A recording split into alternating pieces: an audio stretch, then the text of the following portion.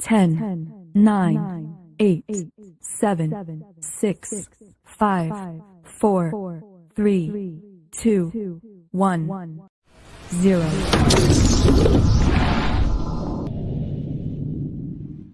Some viewers may find the following video disturbing. Viewer discretion is advised. G.I. Joe is the code name for America's daring, highly trained Special Mission Force. Its purpose, to defend human freedom against Cobra, a ruthless terrorist organization determined to rule the world. G.I. Joe!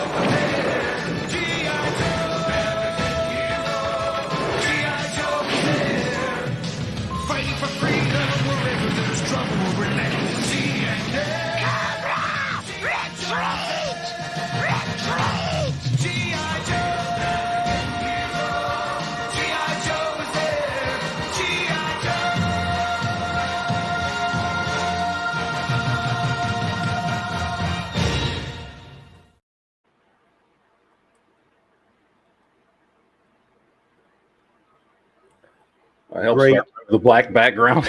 Great intro, man. I love it. Woo! Yes. Love me some G.I. Joe. I feel pumped up every time. Every time I play that, I feel all good and pumped up and just like ready to go and shit. You know? Yeah, every time. I get told I can't make money off this video every time I play that, but I don't care. Yeah. Okay. I'm not making money off this shit anyway, so. All right. Favorite G.I. Joe? The what? Favorite G.I. Joe? Honestly, Storm Shadow. Or do you mean actual G.I. Joe? No. Okay, all right. Favorite Joe? Favorite Joe?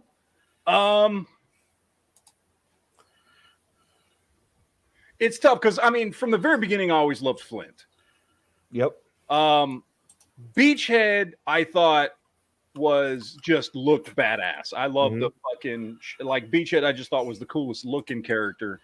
And because he was always in a bad mood and always yelling at everybody, I thought he was funny.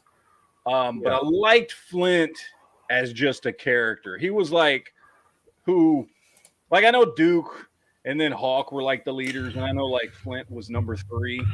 Yeah. But I always thought he was the one more likely to get in the shit with the other Joes, yet he was still kind of their superior. So I don't know, and I don't know what the hierarchy is, but if there's General Hawk and then Duke's the colonel or whatever, and then Flint's the lieutenant that gets in the shit with the dudes. I think it's Hawk, Duke, Beachhead, Flint is are equals. I think is how it went. Because it was officers and then enlisted. So yeah, I think you're right. But yeah, okay. And then so Cobra would be Storm Shadow, right? Oh yeah. Yeah, Max. When I was a Sarge kid, was my favorite. Everybody was obsessed with Snake Eyes. And I thought Storm Shadow was by far the cooler dude. I read some of the comics, not a lot. I didn't follow the entire comic series. But even in the comics, and I'll be honest, even in all the movies they have put out, which have not been good movies, Storm Shadow has always been the best character in any of the 3 movies that they put out.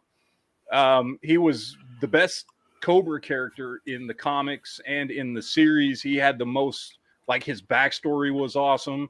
I don't know. Snake Eyes works better as a comic character than he does a real life or animated character. So I'd say Sergeant Slaughter, easy, hands down, my favorite. But other than that, Shipwreck. Shipwreck was awesome. And Shipwreck and Snake Eyes were a good duo because Shipwreck talked too much and Snake Eyes didn't talk at all. Yeah. So that was those episodes are my favorite with those two together. And Shipwreck was just a good comic relief, but serious enough. Yeah. And he had one of my favorite episodes ever, which was that 2-parter. Yeah. Which we've talked about before, where he's where Cobra puts him in the town where he thinks it's he's lost his memory for the last 10 years and he's got a wife and all that shit. I think that's my favorite episodes of G.I. Joe. And that was all Shipwreck, Yeah. I like it's a tie between Serpentor. I love him because he's almost like a theatrical. He belongs in Shakespeare, but they put him in G.I. Joe. Yeah, he is over the top. And then I like the twins. Those guys are always my favorite. Tomax and Zaymot. Yes, I love them. So yeah, those are mine, man. Dude, that thing looks awesome. Yeah, good deal. I'm glad you like it. Looks really good. I touched up the spider too because the paint was wore off it. Yeah, and a lot of areas on the blue I fixed up. Paint your pins too on the inside the arms. Oh, nice, dude. I just wanted a head paint, and you like fucking went all to town on this fucker. I can't just. But Duke, speaking of Tomax and Zaymot. Oh yeah. One of them's on. They both come with the exact same thing. They just got their hair parted on the other side and their shoulder armors on the other side. Other than that, it's the same figure. One have a scar. This MP5 is badass, dude. It's got a removable magazine. Oh Take yeah. the suppressor off of it and everything. Oh, I like off the suppressor off. This little MP5 is sweet. Yeah. I just picked them up because Amazon put them on sale for like $11 a piece. So I picked up both of them. Awesome. Yeah, one of them's back up to normal price. Another one's still on clearance price. Yeah, I grabbed both of them. I was like, fuck yeah. So, but yeah, Tomax and Zaymot. Oh, cool. No porn music tonight. What's going on? The what? No porn music tonight. Oh, shit. Hold on. I didn't think we were live for a while. It's like, wait, there's no music going on. Where's the porn music? Give me a second here. Porn music for the win. There we go. All right. Favorite G.I. Joes. I heard you guys talking. I had to chime in. I'm going to go with Gung Ho. Gung Ho. And, yeah, Gung Ho and Shipwreck. Yep. Yeah. Just because the cartoon Shipwreck had a lot of personality. He was a bit of a smartass. Yeah. Yeah. Gung Ho that's Duke right there. Yeah, baby. Yeah. Now, as far as I know, the chain of command goes Hawk, because he was a general, then Duke, and then Flint. Flint was technically a warrant officer. And then I think you had then you had Beachhead, who was a master sergeant, and then you had Leatherneck, who was a gunnery sergeant. And then Sergeant Slaughter was equal to him underneath, because Sergeant Slaughter took command a couple of times too. He was a senior NCO. So Slaughter didn't care. He ordered General Hawk around. Yeah, I mean, what are you going to do? Kick his ass? I mean, seriously. Yeah, wasn't Duke like a master sergeant? He was a master. He was a sergeant major. He was a sergeant major. Okay. No. Yeah, he was an E9. Yeah. Okay. I wanna let me see. I think in one of the, I don't know if it was canon or not, but in one of the comic books they had him listed as a colonel, which I don't know about all that. But that's what I thought, was that Duke was a colonel, or maybe he got like what you call it, field commission. Yeah, something like that at some point. Because I swear, and it may have been in one of the comics that I had read that he was a colonel. Mm-hmm. Yeah. All right. It says first sergeant. First sergeant. Okay. Well, no, I mean it says like first sergeant and then sergeant major. So like he got promoted. Yeah, but I'm telling you, there's an episode where I'm pretty sure. I mean, I'm sure he got promoted throughout the series and like especially the comics. But I'm telling you, there's something in like the TV shows that references him to a master sergeant. And that's right. Is that an Army rank, or is that just a Marine Corps rank? No, Master Sergeant's an Army rank. And then even Wild Bill being a helicopter pilot was a warrant officer. Yeah, people don't realize that when Lieutenant Falcon was being court-martialed, all of the officers that's right. were all, like, including Wild Bill were a panel court-martialing, because you have to be an officer to like sit on a court-martial, something like that. So. Staff or officer. So, cool. So, Wild Bill was I don't know if I think he was like a W3 and Flint was like a W5 or something like that, like a master warrant officer, chief warrant officer or something like that. So, master sergeant in the Army is the same as it is in the Marine Corps. It's 3 up and 3 down. Well, I think it's the Marines 3 up and 4 down, but. Okay, I found on the Wikipedia page on the different ranks, the different continuities he's had. E8 First Sergeant, E9 Sergeant Major, and that was 97. E5 Sergeant in the Renegades cartoon, and an 06 Colonel in IDW Comics. Okay. All right. So that all makes sense. Yeah, I knew it was. I don't know if that's canon or, but well, I mean, come on. He's been in the military since the 80s. At some point, he's been promoted. He's got to rank up. No, he has stayed Otherwise, low so he could stay with his. Don't retire him. I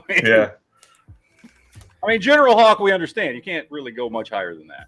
So but come on, Duke's definitely he's done his duty. Hell, man, he almost died when he got impaled with a giant snake. So you gotta give him field commission for that. Yeah, sucked get stabbed with a snake that was taught to be stiff as a spear and tossed out.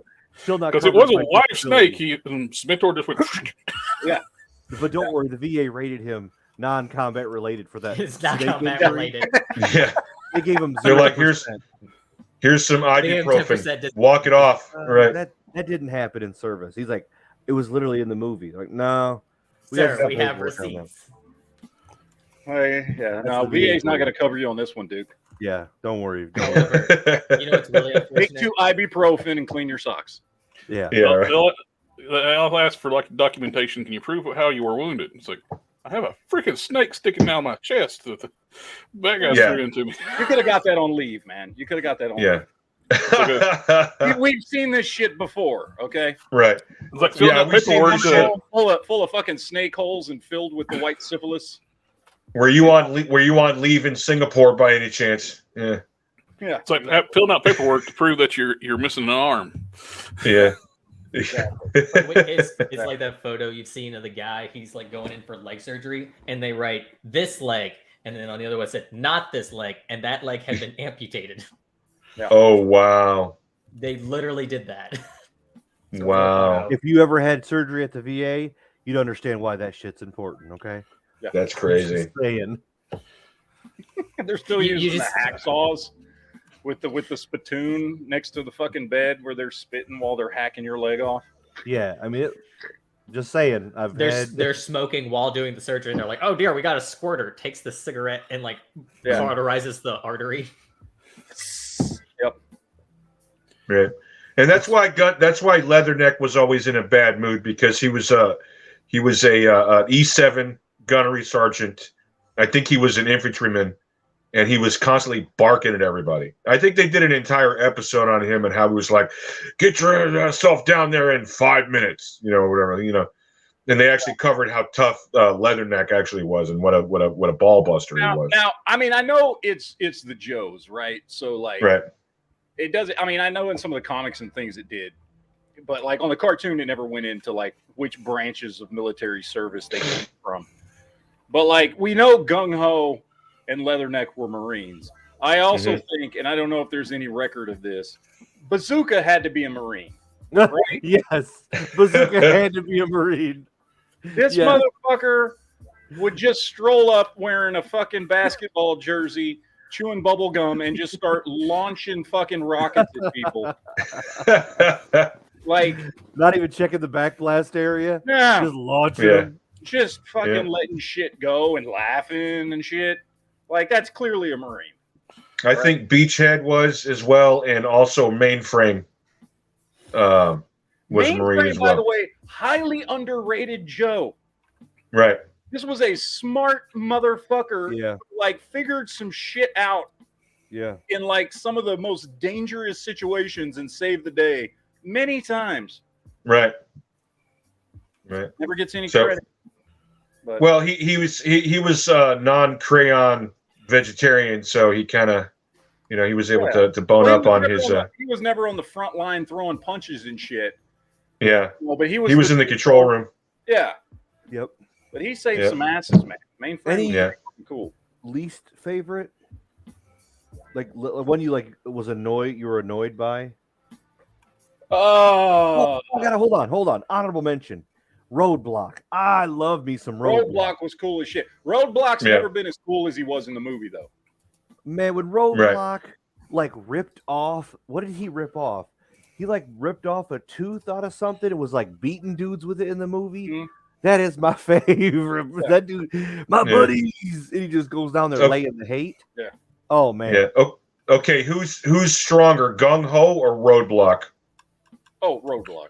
Roadblock by far. You Gung think? Ho is strong, but I'm telling you, Roadblock was the dude. Yeah. Because he carried like that dude, and Gung Ho, he had like some superstition things. He kind of got scared at stuff from now and then, which I could appreciate. But Roadblock was a total I mean, genius. he was a Marine, so he was a blind. He was blind carrying Cobra Commander around through the snow and shit, and like evading Cobra Law. Yeah, all while being blind. Yeah, interesting. And still kicking ass. Yeah, yeah. I do like. Yeah, according to the name withheld, Roadblock was part of the leadership too. Oh, he was? I mean, I knew he was like one of the old, like older, as in he had been a part of the Joes longer than like. I always got the feeling he was like one of the OGs first, one of the first MVPs into the Joes. He's a Gen 2. He is. He's a Gen 2. Yeah, yeah. The Gen 1s are basically like Duke, Snake Eyes, Scarlet, Stalker, Steeler, and like a few other one. Airborne was another one, and then like a couple. Gen 2s were like Footloose, Bazooka, Roadblock, Alpine, and some other one. Alpine, Alpine. That brings to mind. Highly underrated Joe, Sergeant Stalker. Oh, Stalker, yeah. The Green Beret. He was a Green Beret. He was a good shot. They actually featured him on the intro to the cartoon where he's throwing a dynamite bomb out, like, and then blasting it with a pistol. Yeah, that's a cool like that. He's a good shot. Yeah. Yeah. Nobody. Really He was riding a jetpack too. You can't call him Stalker. Everybody else. Call him Hunter. Yeah. I was kind of disappointed with his figure though. They got his color scheme all wrong and it made him look old. Yeah. Yeah. Well, it's been 40 years, so maybe he's just. He looks old, and Duke looks like he's in early 20s. Yeah. Yeah. And what was the guy that used to drive the Jeep? He had a beard. Not Steeler. What was his name? Clutch. That was his name.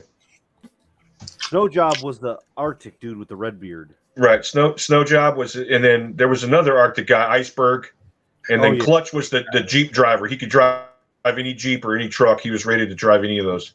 Who was the Joe that he only came around when they needed a bridge?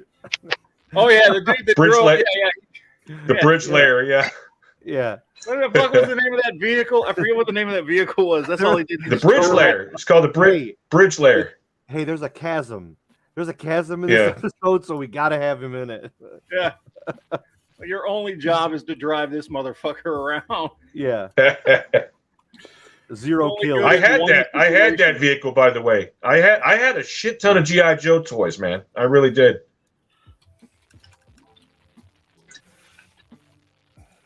Yeah. Interesting. Yeah, my dad was all about me buying, because my dad was career Army, right? So he was like, okay, now this is an M60 tank, and this is a blah blah blah anti-aircraft, and he's like, now this is a blah. Like that. He could literally, because they were all mostly based off of like actual U.S. Equipment. You know what I mean? He was like, he's like, I said, the Sky Striker, what's that? And he's like, that's an F-14 Tomcat. For the first few years, they were, and then we got some crazy fucking shit. Right. They kind of like ran out of real military vehicles to base shit off of, and then we started getting all kinds of crazy shit. I mean, I still loved it as a kid, but. There was some like this vehicle would not work with real physics kind of shit. Remember the BET, the broad energy transmitter? Cobra had two of the baddest planes too. They had their I forget what they call it. They had an A110 Warthog and that was the Rattler. The Rattler and and then what was the one that was the stealth jet? That fucking thing. What was that one? Yeah, it was basically kind of like an SR-71 Blackbird, but more science fiction-y. I can't remember what that one was called. I can't remember either. Draw a blank. Raven? Is it the Raven? It might have been. Maybe. Yeah. But. Yep, that's the Raven. Yeah, no, the fucking the Rattler was my favorite. That was my favorite fucking of all the Joe. Yeah. The Rattler was badass. I had the Rattler and the Raven, and I also had the Conquest X30 and the Sky Striker for the Joe side too. So, Since I was happy with it. Last year, Hasbro did for HasLab, for G.I. Joe, they did the HISS tank. Yeah. I think they should do the Mobat for this year. The G.I. Joe's M1 Abrams tank. What was the name of the thing? What was the name of it? It was something fortress or whatever. It was like it was like a huge tank that was a fortress, and then it would stop and like unfold out into a giant fortress. What was that fucking thing called? The Rolling Thunder? Is it Rolling Thunder? Is that what it is? That was one of them. They had multiple of them. It was like a big gray fucking 5-story, at least for your Joes, like 5-story fucking tank. I don't know if that's the Rolling Thunder or not. Fold out into a whole fucking battle station. That thing was fucking sweet. Yeah. The Mobat would be awesome, though. Yeah. Yeah. 1/12 scale M1 Abrams tanks. I don't know why with G.I. Joe stuff, because like I know that we got the what was Ninglefield said that's called the General, that thing you're talking about. The General? Okay. Well, we just got what's the fucking name of the motorcycle that Duke came with? I can't remember. You've got it. The Ramcycle. Ramcycle. We just got that. But there's so many Joe vehicles that are like, one-person Joe vehicles that would work great for 1/12 scale, like the Trouble Bubble and shit like that. Oh, they're doing the Trouble Bubble. Oh, they are? Love me some Trouble Bubble. That was a hilarious vehicle. In a good way, in the best possible way. When Snake Eyes throws Cobra Commander out of it, or he throws somebody out of it, I love that. In that opening credits when he like flips into it and fucking throws the dude out and like I love that part. Yeah. I was at my local shop. There's a local toy shop I had never gone into in a town across the way, and they had G.I. Joes, and they had them at really good prices. Which I don't know if the guy's just out of touch, but like an intact G.I. Joe tank for like $25. The fuck you didn't call me for? How'd you not leave with that? I'm going back tomorrow. It's too late. It's gone. No, it's not. It's not. Matt is on a plane right now. It was a situation where my wife was like, we left the store, we saw it, and she's like, hey, I always told you to go in there. She's like, pull off, run in there real quick. We had the kids with us, so she's like, just do like a run. If it's okay for kids, come right back out. If not, spend like 5 minutes and like let me know. And I'm like, yeah, this isn't a place for kids, because it had like vintage old stuff, and the kids are at that age where like you just fucking touch everything. They don't need to touch everything, but it's not appropriate to even take them in there yet. Yeah. So anyway, I just did like a quick run, and man, I was so excited. They had a bunch of vintage Joes, all loose, which is fine. Yeah. Then they had in box the early 90s, late 80s X-Men. And it's super easy to replace rubber bands on Joes, too. I was so excited. They had all the good classic X-Men and Marvel stuff from the late 80s. And like, oh, dude, I can't wait to go back. Nice. They were like less than 10 each. So like around 7. All those, Duke? What? You see all those, Duke? Yeah, that's what I'm talking. That's exactly what they were. All of that, man. And I was so geeked to go back. Because they had Archangel. Remember Archangel from the 90s? Yeah, I've got him on the wall. Archangel, Sabretooth, Captain America, all those, man. I am so excited to go back. I've got a bunch that I'm actually getting rid of. Because I decided I was going to get rid of about half my collection, because I've got a bunch. I've been collecting those Toy Biz X-Men and Marvel Universe stuff from the 90s for years. And I'm keeping a bunch of the original Spider-Man, Captain America, Punisher, Silver Surfer, stuff like that. I got Wolverine, Magneto, Juggernaut. But I got a bunch that I'm going to get rid of. I don't know if I'm going to sell them on eBay or what, because I just don't have the space for them, because they're all on cards. So I don't really have like, I can't like put them on a shelf, right? They got to be like on the wall. And I just don't have wall space to hang them up. Yeah. So I'm getting rid of about half of the ones that I had that I'm just like, I don't really want these anymore. So, but yeah, I got a bunch of those fuckers. Nice. Those things I've been collecting for a long time. Those are some of the first, those and the old school Star Wars stuff that I've got are kind of like what I got back into collecting about 10 years ago when I started picking stuff up again. I started picking stuff up from the 80s and 90s. I wasn't buying new shit. I was buying vintage stuff. Is the what's the market like on those? Is it dropped? Is it like you mean like the Twiz X-Men stuff? Yeah, I mean, because I was so really surprised. They're cheap. There's a few of them that are worth some money, but in general, they're pretty cheap. Now I have a feeling when on Disney Plus that new X-Men 97 drops this summer, the prices are going to go up because people are going to be like, oh fuck, and remember the show and remember these toys. So I think the prices are going to go up a little bit when that when that comes out. Do you think? But I mean, you can get most of them for $10 to $20 a piece. Do you Some think even like cheaper than that? Do you think that the only reason why some stuff is valuable is because it was at a time where people didn't collect it? You know what I mean? Yeah. So like the Star Wars ones, like in box, unopened, are crazy expensive because nobody collected. Nobody was collecting toys. Yeah, but by the time they're for kids, and kids fuck them up, so they didn't stay in good condition. So, and they usually got broken and busted and all that shit. So like finding them in complete and good condition and shit like that, they're worth a lot more money. And the only time where stuff isn't is just like because nowadays everybody collects it, so there's a bunch of people hoarding them.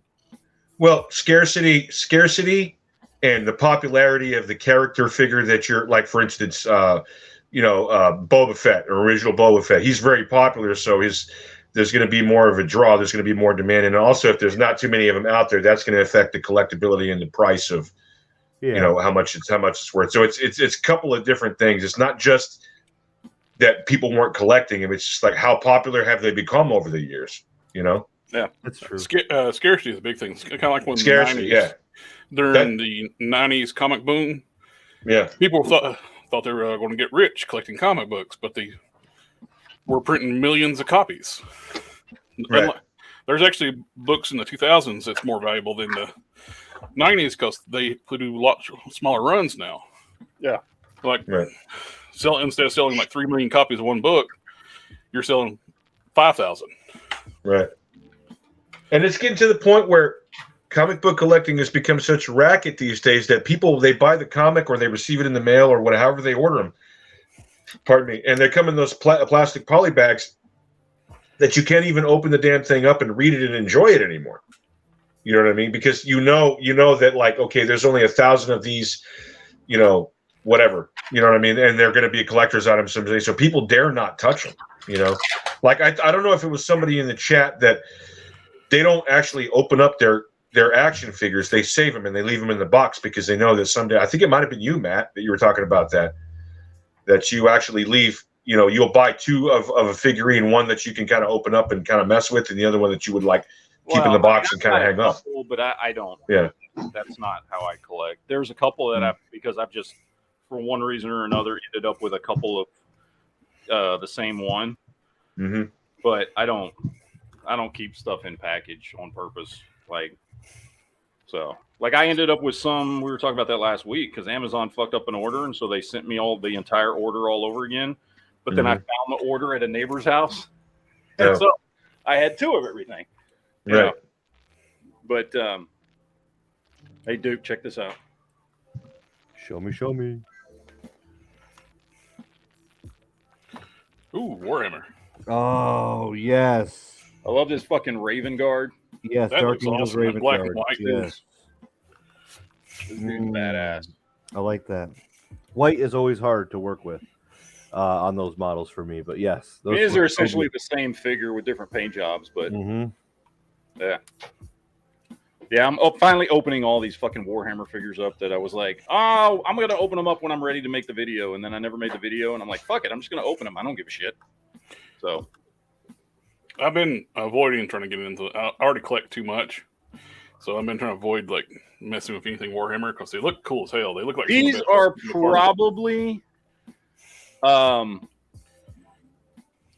currently the best like retail line of figures that are out right now.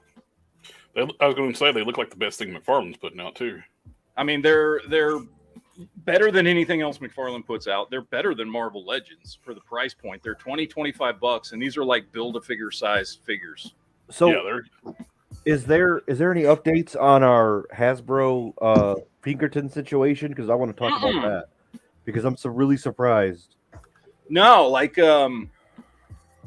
my understanding is everything's still the same. I'm sure he'll put something out on his channel whenever there's some sort of resolution as far as like, the compensation aspect of. Yeah, he put a video out that were like after video, and he pulled all the videos down where he reviewed the cards. Yeah, I don't know why. I wouldn't have done that shit. I wouldn't have given the shit back anyway. But. No, I would tell him get the hell out of here. If not, call the actual real police on you. Yeah. Because you're not actual cops, or dickwats. Well, and like you can't do anything to me. You sent this to me. You can't take it from me. You can't call me a thief when you mailed it to me. I have the receipt and you mailed it to me. Yeah. Regardless of what you put in there on accident, you gave this to me. Yeah. I would. And good luck coming in my house and you come in and call me a thief. You're looking to get your ass beat. Yeah. No shit. This guy's got tons of opportunity to go after these guys. I hope he does. He won't. He seems too nice. He just does, like he does. okay, doesn't he? I was watching some of his videos, and he just seems like a really nice, laid-back dude. And I'm like, dude, you should be royally pissed. They could have killed your pets and anything. Apparently, they rolled in strapped too. Well, they made his wife cry. That's like were these guys legit Pinkertons? Yeah. Because I used to work for that company. That was my first security guard job. Damn. They come in accusing him of being a thief and. So for those fuck all that. What happened, we talked about it a little bit on one of the chats the other night on Wednesday, I think. So what happened was there's this dude who collects Magic the Gathering cards, a card game of which I have no interest whatsoever. I don't collect cards. I don't do card games, any of that stuff. Okay.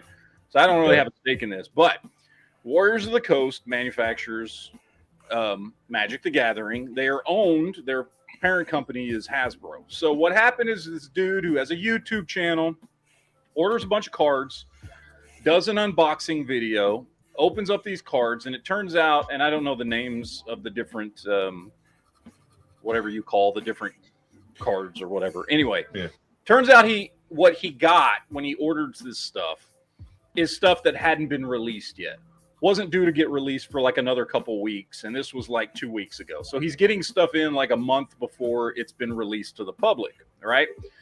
And more than likely was an accident, screw up in shipping, whatever, right? The name's almost exactly the same, except the ones he got says Aftermath at the end. Yeah, whatever the name of it is the same. And then, and so anyway, it's some new series of cards that hadn't been released yet. He posts a video on it. Somehow that gets back to either Wizards of the Coast, Wizards of the Coast, or Hasbro, or both, or whatever. So they hire the Pinkertons to investigate this, to figure out what the fuck happened. I assume, I don't know what exactly they told them to do, but long story short, they end up, after several days going to this dude's house when he wasn't home, they eventually show up one morning when he is home, bang on his door, make his wife cry, come in, confiscate all the shit. Threaten him with jail time. So threaten him with jail time, saying he's a thief and he stole this stuff and he's going to go to prison if he doesn't give it back, all this crap. And he gives all the shit back. Even in one of his videos, he was talking, I had to even dig all the boxes out of the trash so I could give him back the boxes that the stuff came in, all the wrapping, the cards, all this shit. We talked about this before. I sure shit wouldn't have done that. I told them to go fuck themselves. Yeah. But, what is this, 1880? Fuck. Yeah, but this dude just, like, if you watch his videos, he just seems like a real, like, kind of subdued, laid-back guy, and he just kind of said yes and gave him back all the shit and whatever. Well, they probably scared him. Yeah. Well, he plays Magic the Gathering, he probably scares easily. Yeah. I mean, well, it was the Pinkertons. No offense to anybody playing. It's a joke. It's a joke. I wish Hondo was here. I want to give him some shit about Magic the Gathering. That was how dare you? Hey, nothing wrong with Magic the Gathering. I mean, I like. That's the other thing, because I know nothing about Magic the Gathering, so I don't know if there was genuinely some kind of issue with, okay, if these cards are exposed early, it might affect the game somehow, because I don't know how Magic the Gathering works. No, it's just like an update. It's like more new cards to do new things or a new way to play. It does affect the way in the game depending on what they add to it. But he's the only one. My first experience with Magic the Gathering, I was in Florida visiting family, and I looked online, found a comic book shop, went there, and they were apparently having some kind of tournament. I was wanting to look through the back issues, and some dweebs were playing on the back issues. I just went, move. And they did. So at that moment, you were a Pinkerton. I'll say it like this, Matt, because I only had like a few cards, and I just started to get into it because I grew up more with Yu-Gi-Oh and stuff. But Magic the Gathering is like almost like a big deal where it's like certain cards get banned, certain cards, again, it's always something changing.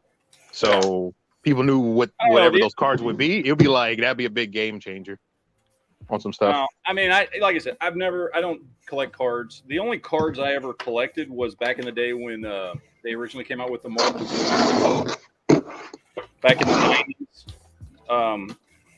And I collected the first couple series of those Marvel Universe cards just because I was big into comics and stuff. So, like, those were ones that I kind of got into.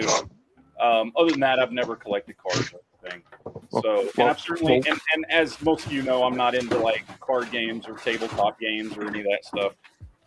So, Magic the Gathering is not something I've ever given a shit about. But, you know, I don't know, man. It seems a little harsh that Hasbro, Warriors of the Coast, whoever instigated this shit, you know, thought this was the move, right? Send these hardcore investigators that apparently were armed to this dude's fucking house and threaten him with jail time and shit. Like, Hasbro right now should be publicly kissing this fucker's ass. They should be publicly out there going, we are sorry, that's not what we intended, blah, blah, blah. We just wanted to find out what happened, and we apologize, and here's the whole fucking next series of cards for free, and we're going to support your YouTube channel and all that shit. Honestly, that's what they should be fucking doing right now. Right. Because this looks so fucking bad for them. And again, I'll give them enough credit to say that's probably not what they thought the Pinkertons were going to fucking do. You know? When you hired the Pinkertons. But, yeah, but again, it's like, either way, it's still your fucking responsibility for doing that shit. So, you know, I don't know. Hasbro should talking about cards, I got these last year. When I got like a kick of trying to finish up my Ultraverse collection. Yeah, I got the series 2. Was it series 2 or 3? I think it was a series 2 of the Ultraverse cards. Oh, nice. They even sent it in like a nice case. Look, well, here you go. Hasbro is lucky that that guy didn't just Deadeye and fan the hammer. I'm like Arthur Morgan. Right. I was just going to say, if that ever happened to me, I'd have to go out and buy some more seeds. Cool, you know what I mean? Got articulated fucking fingers and shit. Very cool. Very nice, man.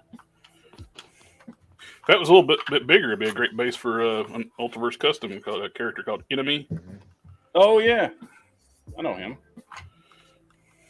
Kind of look like a robotic alien from Aliens. So were the Pinkertons wearing vests? That's my question. I don't know. I haven't. If they were, I mean, it hasn't been. If that happened, if it was him, I would have my wife filming the entire thing, and I'd be putting that video up on YouTube. Well, I had two questions about that. One, I was wondering what kind of cards they were, because the reason why I was going to tell you that, Matt, because I never really collect a lot of the cards, but they do got those theme cards, like, oh, they were going to do one. They did one of Warhammer, or they're going to do one of Lord of the Rings or some shit. That's why I was kind of curious what those cards were. It was an expansion pack to one of their series of cards. I don't know what it was. So. Okay. And the video, is the video still up? No, he pulled. No, he took them all down. Yeah. They actually made them take them down. Yeah.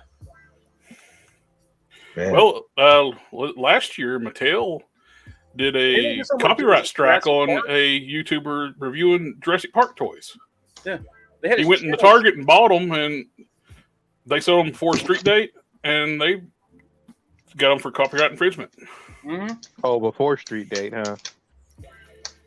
But it was Target's fault. He just went and bought them and rang them up. They was not Street Date in the system. Yeah. That's fucking crazy. All right, let me get these 2 super chats real quick. Don's Heartburning Bicep says there's been many legendary Joes, but none more than the famous Sergeant Tyrese, who got Air Force promoted from E1 to E9 in 3 movies. Was he in 3 movies? No, he wasn't. Yeah, he was in all 3 of them. He was in the first one, second one, and the third one. He was like a consultant or something, security consultant or something. In that Snake Eyes movie? That's the 3rd movie. Is that Snake Eyes origin story? There's only been 2 other G.I. That's Joe a prequel. It was a Transformers movie. Oh, that's it was Transformers 1, 2, and 3. Oh yeah, Talking about Transformers. But I'm like, to be fair, he was fighting aliens, so I bet that give you a promotion. So I guess are they saying? I mean, because in the comics, it's in the same universe, but right, they existed in the same canon, so it's fair game on that one. All right, well, fine. Josh T. Gruffy said they should have called the guy first. Yeah, they really should have called the dude. Right. And like, hey, so here's what I got. They tried to call, according to them, they tried to call him. Then he wasn't home, so they showed up at his house and they bothered his neighbor, who's like 100 years old, and scared his neighbors too. And then and they're like, "Yeah, your neighbor's a thief. You better tell him to bring on that property." He's a cattle rustler. Yeah, because they talk like. Tell him to give that property back, brother. Yeah. I saw that. You're a murderer.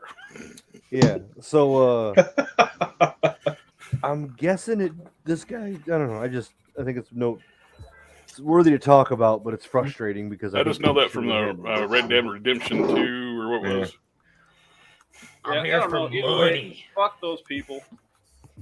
If he'd have handled this situation just a tiny little bit more patriotically, this like Hasbro and all of their shenanigans and Pinkerton and their shenanigans would have been exposed like bigly. Oh, you know? So the easiest thing for him to do done was actually just call the cops.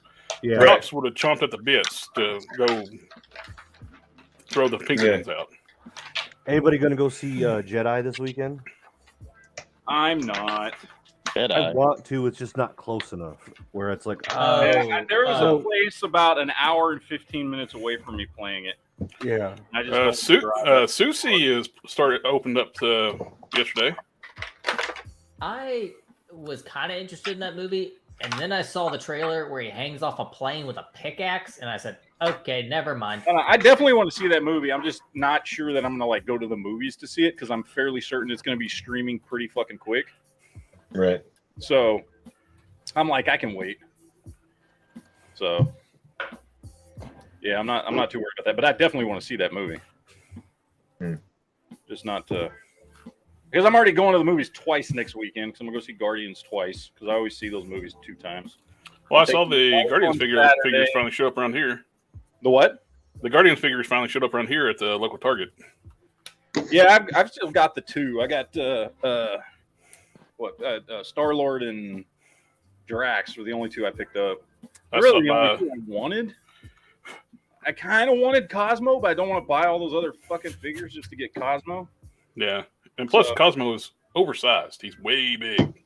Yeah. All right, here you go, Duke. Here's another one for you. Oh, baby. What you got? Show me, baby. Oh, man. Scaring them. Oh, okay. That's one that's very tempting to troop build. Tyranids. Yes. Oh, that looks nice. Is it a Tyranid or is it a Gene Stealer? Gene Stealers are black, right? No, it's a Gene Stealer. Yeah, ain't they black or purple? Right. That's racist. It calls him I'm probably still a novice on a this. Tyranid Gene Stealer. Yeah, it's Tyrannid Gene Stealer. Okay. It's the kind of Tyranid that it is. So right. Wait, so they made toys out of those? Yeah. Oh hell yeah, dude! I mean, I don't know if you've noticed by the chatter, but the whole Warhammer 40,000 is more popular than it's ever been. Oh no, I know it is, and I heard there's been some weird fights over like what they trying to do with it. They're doing the new codex is going to drop, or the new edition, which they do every few years to keep everyone buying everything and to make everything that you had before obsolete. You mean if you're playing the board game, huh? Yes, if you play the tabletop game, and now what people have been asking for years, all the codexes are gonna be free now. You can still buy them, but like each faction has its own rule book. You used to have to buy the rule book to play your faction. That is going away. They're trying desperately. I don't even know how these guys are staying alive. I mean, I know their models are good, but how do these guys stay alive with 3D printing around is beyond me. I thought they were going to get phased out, but in all honesty, their stuff is better than anything anybody can produce at home. 3D print material is nice, but it's super brittle. Right, and these guys I just broke this piece, sculpting like the transition pieces on the torso. Just by pulling it off, I broke the corner off and I had to re-glue it back. Yeah, so their stuff is good, and it's good, and if people want to have the good stuff to play, and if you play in tournaments, if they catch you playing with non-Games Workshop stuff, you get kicked out, which is pretty. Oh, really? Oh, yeah. If you're just playing with your friends, no one cares. But if you go to a tournament with non-Games Workshop stuff or printed, you get it's a kicked out. Usually you have to have it painted too, because they don't want people taking pictures at the big tournaments without you having them painted, and painted like not just blue. Wait, did it have to be specifically too on how you paint them? No, there's no rules, but there are benefits. So if you paint them a certain way, or that means you're a certain faction, then you get I got you. Yeah, I got you. The only colors that matter that I know of are orcs. If you paint your orcs red, they move faster or something. Yeah. Red goes fast. Yeah. Because that's the lore of the orcs. Yeah. But like with Space Marines, it matters because there's like 7 to 10 main factions that you can play. So if they're red, they're Blood Angels. If they're blue, they're Ultramarines. See, I don't know if I ever would get into the play of the game, but there are certain factions. I heard like one of the ones I like, they never updated those models, and those characters look ugly, and that's the Sisters. Sisters of Battle. They're old. Adeptus Sororitas. Yeah, they're old. Yeah, they haven't really updated those figures. I'm like, they all look. It's weird. There's certain stuff I just didn't like. I mean, like the Eldar were like were elves that looked like punk rock from the 80s. They had like huge guitar guns and super big hair, and it looked kind of mullets. Yeah. I was like, I don't really like that. I stuck with like Space Marines and Imperial Guard and Tyranids and orcs. The orcs looked kind of goofy, but I kind of accepted it because they were so much fun to paint, and they had so many guns, and their stuff looked like it had been hammered together on the apocalypse. So that was a fun build, and it was a good change because I painted so many Space Marines. So painting orcs was like a fun thing to do because it was not perfect, and they were shoved together, and so not asymmetrical. Not uniformed. All the Ultramarines, I made them look perfect, like a Roman Centurion guards. It's just doing all the paint stuff. It's just like me messing with Gundam figures. It's like except Gundam figures, I got to sculpt them too, but this is like, the painting. I know that's going to take a bit. Duke, get into that. Yeah. Duke, you have so much time on your hands with nothing going on in your life right now. It was right. You really need to. That's why he's always tired. Warhammer painting. I do need to do the tutorial. I need to go. Do a business of it. I'm pretty sure there's people that pay you to paint them for them. Hell yeah. I did do some painting for pay, but I'm just not that good. But I don't know. It's fun, and it's really fun to talk about, and it's really fun to play, and it's really fun to sculpt the models. Oh, okay. So you know how to play Yeah. So you know how to play the tabletop game, huh? Oh, big time. I was very. Yeah, because it's weird. Because I know it's like, it's got to deal with a ruler, and you got to have all this and that. I'm like, but it makes it fun. I mean, this is Duke's wheelhouse, like totally. Yeah. When my wife found out about it, because I didn't showcase a lot of geekness in the beginning. Yeah. She was like, "Oh, this is what you're into," and she like laughed like a jock laughing at a nerd. It was. Yeah. Like Ogre going, nerds! Yeah. She's like, this didn't come out in the beginning. Why? Yeah. So what she me saying and my now? wife, like, She knew. I had gotten to the point by the time we met that I just didn't give a fuck anymore. Yeah. Like I was just very like, I don't give a shit. I like Star Wars. I like Star Trek. You know, and it helped because she was a horror nerd. Okay. Yep. Right. Okay. And so we had those things. You know what I mean? Yeah. Well, we only dated. It's very easy to like. Okay. Jesus, somebody's killing a dog. We only dated for 3 weeks before I asked her to marry me, so we were on the fast track. You were just like, I gotta lock this down now before I talk about the Warhammer. Yeah, right now. Duke, did y'all meet at Grand Canyon University? We did not meet at Grand Canyon University. Don't lie to me, Duke. Wait, hold on. Did you ask her to marry you before you told her about the Warhammer? Yeah. Come on, you know Duke was keeping it in the closet, man. It was all in the closet.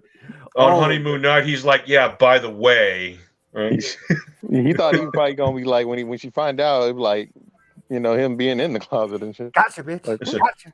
So, like on your honeymoon night, did you come out of the bathroom dressed as the Emperor? I did. I mean, I was like, look, I gotta come clean, and she looked at me like, oh, he's gonna tell me he's on drugs, and I was like, I got a big obsession with like the God Emperor. I had a BB-8 alarm clock, which I think kind of like showed her, and I had a bust. I got to show you a picture. I had a Cornelius bust in my apartment that looked at the bed in judgment, and she made me.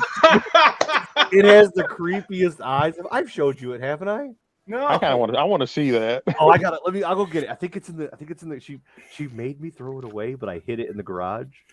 Because it looks in judgment at my bed. She's like, "Oh no, that's going away right now." Like, I immediately had one of those.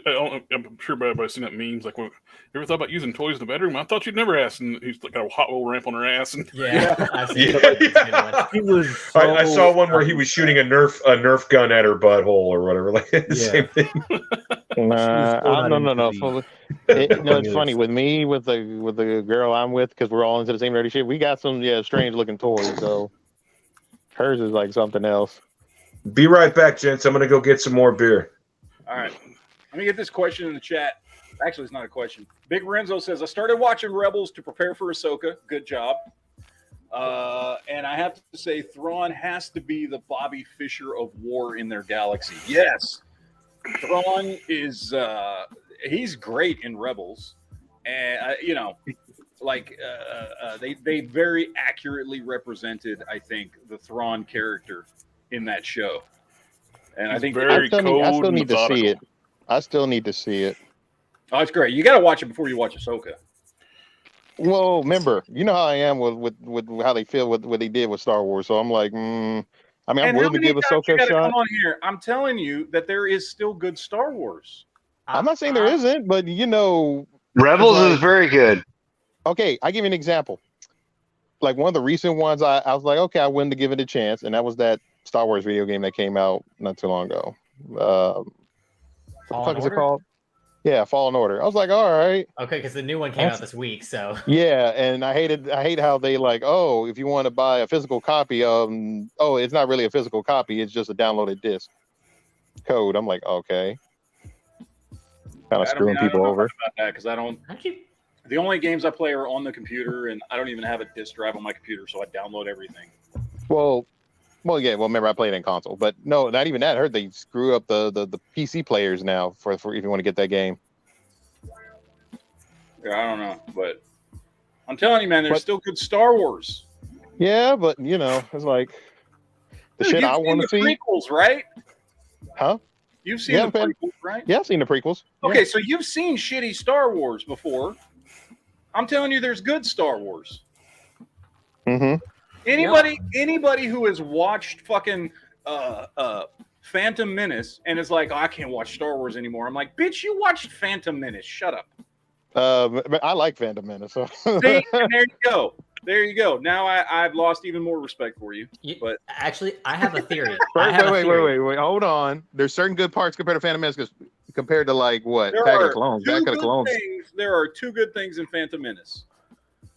Both involve the words Duel of the Fates. One is the scene and one is the music. And that is it. That is the only redeeming thing of that entire fucking movie is that lightsaber battle at the end and the pod music race. on point. That pod race, man. Pod race that pod is good race too. was fire. Pod race is stupid as fuck. No, wait. Critically, the worst one is actually what Attack of the Clones. Technically, bullshit. No, that end scene is awesome. Attack of the Clones is decent. That's a decent movie. Those movies get better.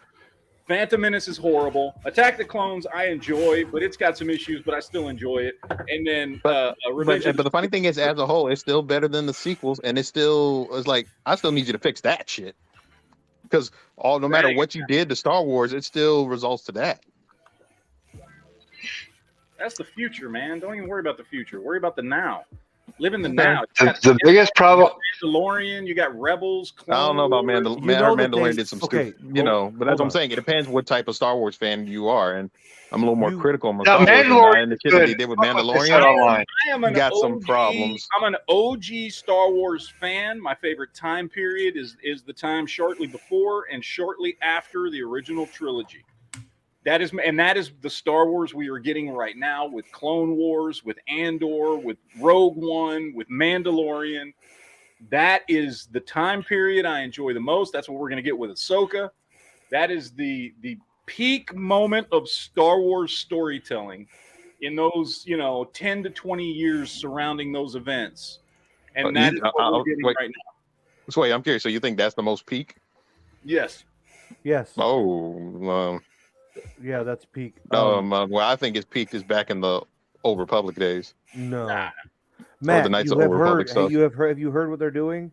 They announced that Rey is coming back in the new movie. I heard about this. I don't know that I believe it'll actually happen, but I've heard about it. There is no way, dude. That cannot They're going be to possible. do it. They're going to do it. They're going to just do prepare. it, and I feel like it's actually a better move because they're going to learn from their mistakes. Better move. Hopefully. I don't think they're going to learn their mistakes. No. What are you talking about? A better move, dude? Because they're setting it 15 years in the future so they can distance themselves. Distance themselves from their old shit that they're going to bring to the. It's like wearing dirty ass underwear the next day. I mean, they had to bring back old underwear to make it better. So that's what the whole Mando and all that stuff was. You shit your pants yesterday, took them off, took a shower. You're like, y'all put them bad boys back on. It's a new day. As long as you're flipping inside out, you're good. Underwear away, you burn them. Yeah. You never mention that day again. Yeah. The only way you save this is if you do a new timeline. That's it. No. Ahsoka. Star Wars is their best okay, here's the other thing. Plot holes. Because I find that interesting that where Matt says, "Oh, that's the peak Star Wars was around that era." I'm like, it is. I don't know. That's what I'm saying. I don't know if any of y'all are EU fans. That's what I'm saying. I'm like, there's far better shit even back in the past. There's not. There is. There's not movies, and there's not so much media. They can make. That's the problem. They can be made, but they ain't doing that. They rather go something more familiar. Okay, you're arguing what they're doing that now the story is they're better taking from books. Yes. Okay. What they're doing is they're taking. That's where I'm going at. They're taking the EU from the 90s and early 2000s, and they are adapting it to fit in with what we have. Okay, that is what Mandalorian is. That is why we're getting Thrawn again. They are adapting the EU, which is some of the greatest Star Wars storytelling of all time. All those books, Timothy Zahn and all these other people that wrote all these great books in the 90s and 2000s, and they're adapting those stories to fit with what's going on now. Yeah, I know what they're doing. That time frame is in that time frame I'm talking about. We're talking the 10 years before the original trilogy and the 10 years after the original trilogy. That is the greatest time for Star Wars ever. Whether you include, you include the original trilogy, you include stuff like Rebels, you include those EU books, like a Rogue Squadron and a Thrawn trilogy and all that shit. And that is the stuff we are getting now. That's what we got with like Andor. That's what we got with Rebels. That's what we got with Mandalorian. That's what we're getting with Ahsoka. Like, we're getting this era of Star Wars, which is definitively the greatest era of Star Wars. Like I said, I'm going to give it a shot. I mean, especially since you have Thrawn in there. Because remember, they pick and choose certain stuff, what they're doing related to the story. But also, when you were talking about the EU and stuff, I mean, there was stuff way before that. Because I want to see other stuff that doesn't always have to deal with the Skywalkers, doesn't always have to deal with Vader, any of that other stuff. Because there's far other characters out there. Kathleen Kitty said there was nothing other than the 3 movies to work from. Because I bet you they're not gonna. I know they're not gonna put Dash Rendar in there. All right, I can already say that. Well, it's because they cut that out. They cut They just did a comic. No, they already cut them out. No, they cut out. They already cut it out. Yeah, because they redid a comic that explained between Empire and between Jedi. They're doing it right now, and it's been going on for like a year or so. I don't even know if they may have Shadows of the Empire. But they did. They're not calling it Shadows of the Empire. They're redoing the storyline between which already they got those Marvel comics, and some of them do some weird lore stuff. Yeah, I noticed. Which I hope isn't going to be canon, because to me it's going to be canon. Because remember, Disney owns it, so they're going to make their own changes. That's the part that pisses me off. Yeah, because I'll tell you what, Shadows of the Empire is some of the best written Star Wars ever. Yep. Well, you know they did. First of all, Shadows of the Empire was epic. You know they did a new Thrawn trilogy, right? Yes. And I have heard from hardcore Timothy Zahn fans, because Timothy Zahn did the new trilogy, where he kind of tweaked, and I think it went more into Zahn's backstory and stuff like that than the Heir to the Empire and all that did. But Zahn did a new Thrawn trailer, or a new Thrawn trilogy, of books that is canon, right? Like, they're not going back to the Heir to the Empire and that type of stuff, because they're not using any of that as canon. But they let that writer come back and make Thrawn again, and that's all fucking canon. And from what I've heard, I have not read the books, it's some of the greatest Star Wars ever, and that's owned by Disney. I find that interesting that they went back and got him back, because one of the biggest things too of them not wanting to do the EU stuff was like, oh, we don't have to pay royalties to these people. Well, because they can bring him back to do a new trilogy, and then he's under contract. Yeah, that's what I'm saying. They could pay him with a different set of money. Yeah. So, like, but anyway, I'm just saying there is still. Whenever they do like old reprints, they got to pay like the standard rate, like to the artists and the writers. Remember, it is a business. So yeah, I already know how that was going to be. All right, I'm getting the shot. We'll see how this goes. We got to get to something here real quick before Duke falls asleep, because I want him to be a part of this. And he's gonna sit there and be like, "Nah, I'm good. I'm fine. I'm not tired." And then in 5 minutes, he I'm awake, baby. I'm awake. Hit me up. I've been wanting to do this one. I've been wanting to do this one for a while. I got a bracket for us. Okay. Oh, let's do a bracket. And I want Duke's involved in this before he fucking falls asleep. Let me go get a drink. Let me go get a drink before we start. I'll be right. Get a drink. I'll be right there. All right, go get a drink. Drink something with a lot of caffeine in it. Everybody get some refreshments. So this must be a long bracket. While you're doing this, I'm gonna get the super chat here. Josh T says, "Who the fuck is moving furniture in the background?" I'm sorry, that was me. I put my keys on the table here. Sorry about that. Do your keys weigh 20 fucking pounds? 19, but I'm moving the desk. You're a security guard. I forgot. You got the fucking keys on a string and shit. All right, Josh T says, if I was making Star Wars 7, I would recast John Boyega and have him run over Rey when he crash lands on the sand planet. That would be fucking great.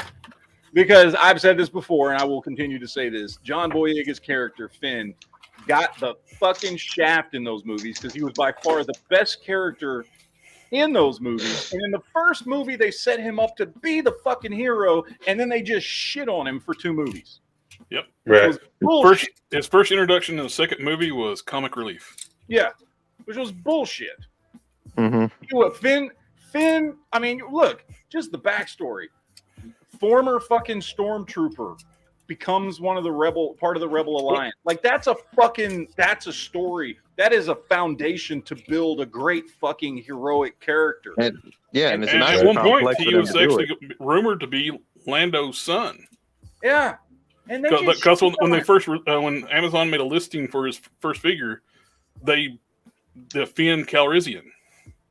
I mean, we can go back to when that movie was first showing out, when they were showing the trailer. Everybody was wilding out when he showed him holding the lightsaber, but we knew what that fight was about. Yeah.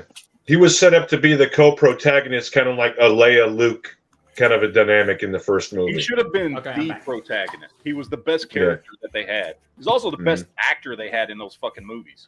I seriously think they ruined his career because then look what happened like afterwards. He got that stupid Pacific Rim sequel. All right. Nothing. I don't know if it ruined his career. I've still seen him. I don't know about that part. He's still a really good actor. So yeah. All right. We got a bracket here. We're gonna go through it and see what's going on. All right. This is the bracket for the greatest comic book movie of all time. Oh yeah. Yep. Okay. Let me actually put that in here.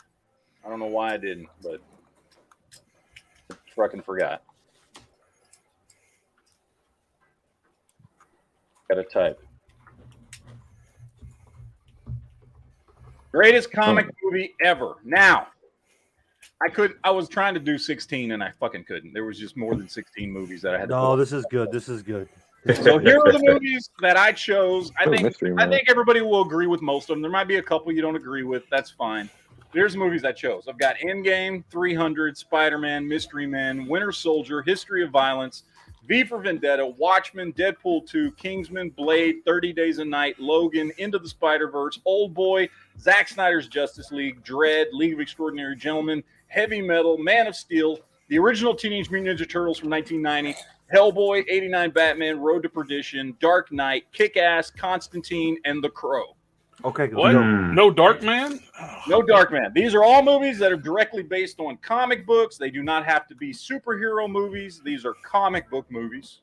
I'm surprised Road to Perdition wasn't in there. It is. It is. Make a suggestion. That one's paying. Road to Perdition's on here. Okay.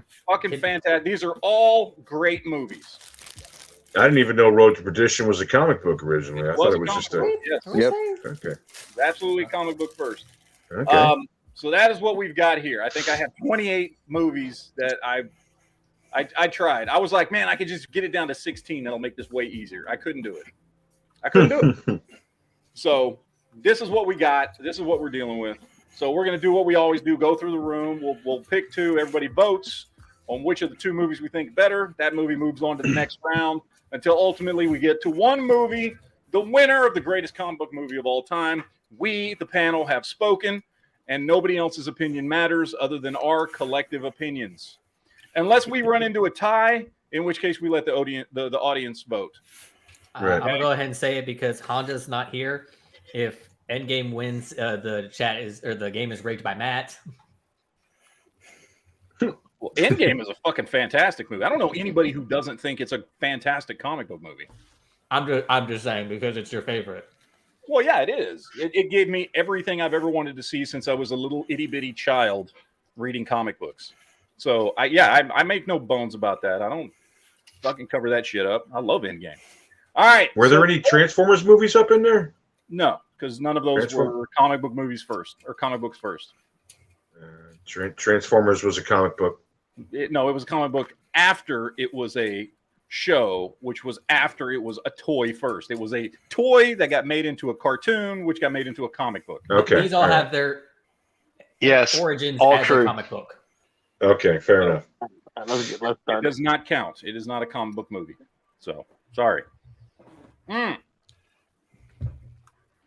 right, first one, what we've got here, Endgame, Avengers Endgame versus 300. We're going to run it through the room. I'm just going to go in the order that I see you guys here on my screen. So Duke is first. Endgame versus 300, Duke. What do you think? Endgame. Endgame. All right. Jared? Let's see. Is Endgame versus V for 300. I'm going to be the wild card, say 300. All right. Jolly? Endgame. All right. Dan? 300. Tim, the Toolman Taylor? Endgame. Black Sperm? Endgame. And I'm going Endgame, so Endgame makes it to the next round. That was 4 or 5. I knew Endgame was going to win. That's why I said 3. Yeah. All right. Now we've got Spider-Man. Let me be Spider-Man. This is the original Spider-Man. Tobey Maguire, Spider-Man. Sam Raimi Spider-Man, which I think is the best Spider-Man. Spider-Man. I know some people love Spider-Man 2 better. I get that, but fuck it. I don't give a shit. This one's my favorite. No, Spider-Man versus Mystery Man. Again, we'll go Duke. Spider-Man. All right, Jared. Spider-Man. Jolly. Arachnid Boy. Okay. Dan. Spider-Man. Tim? Friend of the neighborhood. Shot Red? Spider-Man. I mean, this is I gotta say I like Mystery Men though. It's just Spider-Man is gonna kill it. It's just Mystery Men's a fucking great movie. Yeah, Mystery Men was fun. Like, how you gonna compete that? This would be better if the porn music was still playing. Oh come on, dude! Really, Winter Soldier, Winter Soldier all day long. Oh well, we know Duke's voting Winter Soldier versus A History of Violence. Jared, what about you? Oh man, They both both those are are good great movies. movies. They're great. Both of them are great movies. Yeah, but there's no chance of that, dude. Winter Soldier is one of the best Marvel movies ever made. Yeah, but History of Violence is just a damn good movie on its own. I'll give that to you, but it's not. That's why I than put Winter it up Soldier. against Winter Soldier, because Winter Soldier, arguably, if you took it out of the MCU, it is a fantastic movie on its own without anything to do with other Marvel movies. I'm just going. here's the Winter thing. Soldier it just barely edges out History of Violence for me. No. See, here's the thing. I think that'd be a good bracket for comic book movies that are not superheroes. You're trying to fuck everything up today, aren't you? All right, no, Jolly, go. Winter Soldier. All right, Dan. Winter Soldier. Tim. Winter Soldier. Shot Red. Winter Soldier. And I'm going Winter Soldier. All right. All right, now we have got Deadpool 2 versus Kingsman. The first Kingsman, because that's the best one. All right, Duke. I gotta go to. I'm gonna give this to Jolly. I've not seen either one of those. What? Okay. Yeah, I don't know what I'm that honored is. to have your vote. All right. Yeah, I like Jolly. I mean, he says All right, weird all right. things, but I like him. All right. He's odd, but Jared. I like him. Deadpool 2. Deadpool 2. Jolly, you get 2 votes. I'm gonna go Kingsman. Oh, 2 for Kingsman. All right, Dan. I have not seen either one of these movies. I'm passing it on to the next person. All right, Tim, you got 2 votes. Oh crap. Yeah, let's make a hard decision even harder. Because that's tough. These are 2 really good movies. I got to give it to Kingsman. I like it better, All right. but it's not by much. Shot Red. Kingsman. Corey, you're here now. You get to vote. All right, what am I voting on? Deadpool 2 versus Kingsman. Deadpool 2. I love fucking Deadpool. And I'm going Deadpool 2. But because 2 people gave away their votes, Kingsman won. I think that's horrible. But I was trying to do the responsible thing. Okay, I'm sorry. Look, gave it Yeah, away. me too. Your vote. I'm sorry. I gave it to the wrong person. It's like just give it to Biden, man. You might as well just give your vote to Biden. Look, Right? it's half the reason we got Rocket Man. Hey, so- you not black if you don't vote Kingsman. Well, that's actually Kingsman. Yeah, if you haven't seen Kingsman, then you ain't black. The movie did end with anal sex, so It's true. All right, now we got Blade. We got two vampire comic book movies. We got Blade versus 30 Days of Night. Oh, 2 good movies. Dude, Yeah. are either of these movies too scary for you? Okay. A little bit. But I'm gonna be honest with you, I like 30 Days of Night way better. All right. 30 Days of Night. All right. Jared, what do you got other than a Blade. Blade. All right. That was representing Dutch Church. Oh, that's the Blade. Okay, I thought that was It's the Blade Mobile. Jolly. I'll go Blade. All right. Dan. Blade. Tim. Always some motherfucker trying to ice skate uphill. All right. Shot Red. Blade. Corey. Both good movies, but Blade. Blade. All right. And I would agree with Duke. 30 Days of Night's the better movie. But Blade won. I had your back there, Duke. I had your back. I appreciate you, homie. Do you think they're going to salvage the Blade movie, or is this thing just dumpster firing? All right. All right, now we got Logan versus Into the Spider-Verse. And again, we start with Duke. I'm going to be honest. I'm going to give this to you, Matt, because I've not seen either of those. I will murder you, Duke. All right, all right. I'm sorry. I checked out. I'm blaming you. I joke, Duke. I love you. I know. Logan. I know. Logan. All right, Jolly. No contest.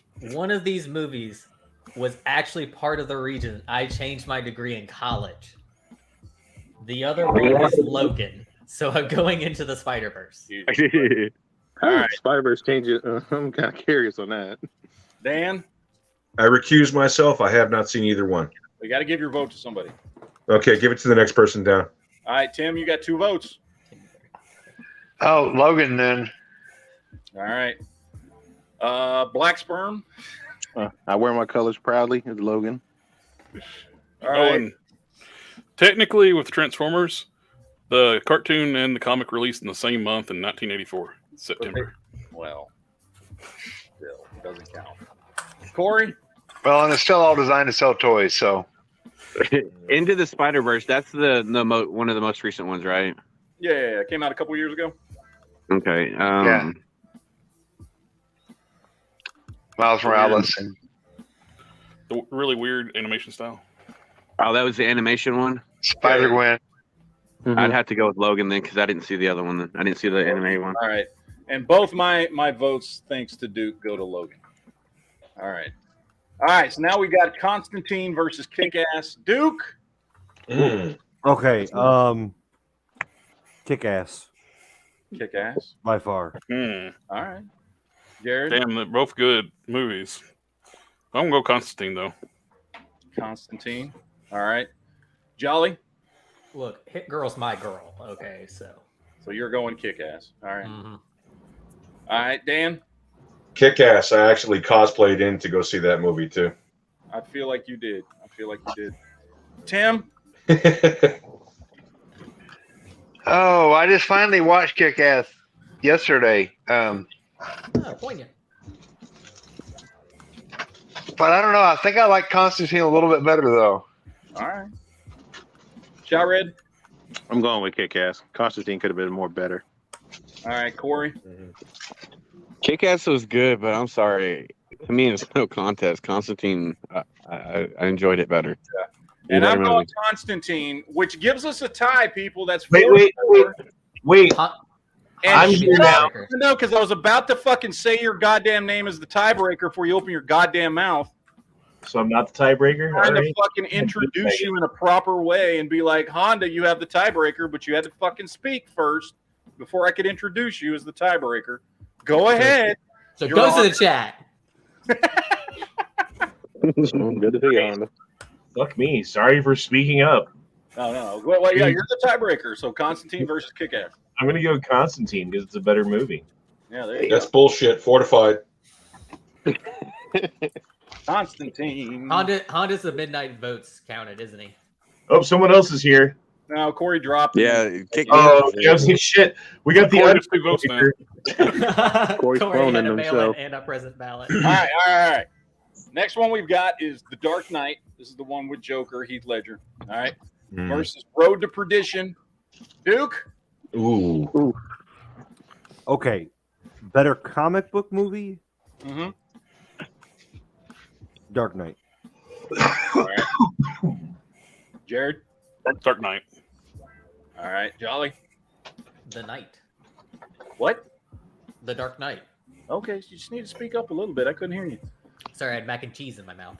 All right, well, of course Is it the crab kind or is it the actual kind? All right. Dan, what you got? I'm going to go with Dark Knight, but Road to Perdition was very good on its own. Even if I was unaware that was even a comic book movie. Yeah. Tim, the Tool Man Taylor. Dark Knight. All right, Black Sperm. Dark Knight. All right, Corey. Dark Knight. Honda. I thought I was Black Sperm. Dark Not Knight. yet, you're not. All right, Dark Knight wins this one. Fucking unanimous. All right. Now we got 189 Batman versus Hellboy. Duke, I feel like I don't even need to ask you this question. You know the answer. So 89 Batman, baby. I know the answer to that. Best comic book movie ever. I'm calling it now. All right. Jared? Let's get nuts. Batman. There you go. 89 Batman. Jolly. You know, Jolly's going to be the turd in the punch bowl. Yeah. I was gonna say if it was Batman Returns, I'd vote Batman, but I'm going Hellboy. Yeah, I fucking knew it. I fucking knew it. I mean, this is no contest. Wow. I fucking knew it. Chris Hands? Dan. I'm gonna go with Hellboy. Thank you. Damn. Right. I'm the booger in the punch bowl, not the turd though. The booger on the turd in the punch bowl. There you go. Would it be more like the piss in the punch bowl since he pisses on his hands and shakes hands with people? That's true. No, something like that. He was sick and he ate all of his boogers by accident and then made a turd out of the boogers. It's a turd booger. It's a booger turd. Yeah. Tim. Anyway, I'm Batman. All right. Shot Red. Come on, the best Batman ever. Okay. All right. Corey. Even though I like Hellboy, it's no contest. 89 Batman is by far the best one ever. All right. Honest. Second best Batman ever. All right. I assume that means 89 Batman. All right. All right, 89 Batman for the win there. All right, now we got Man of Steel versus Heavy Metal. Ooh. Man of Steel. Oh, you're going Man of Steel already. All right. Ooh. Jared. Man of Steel. Jolly.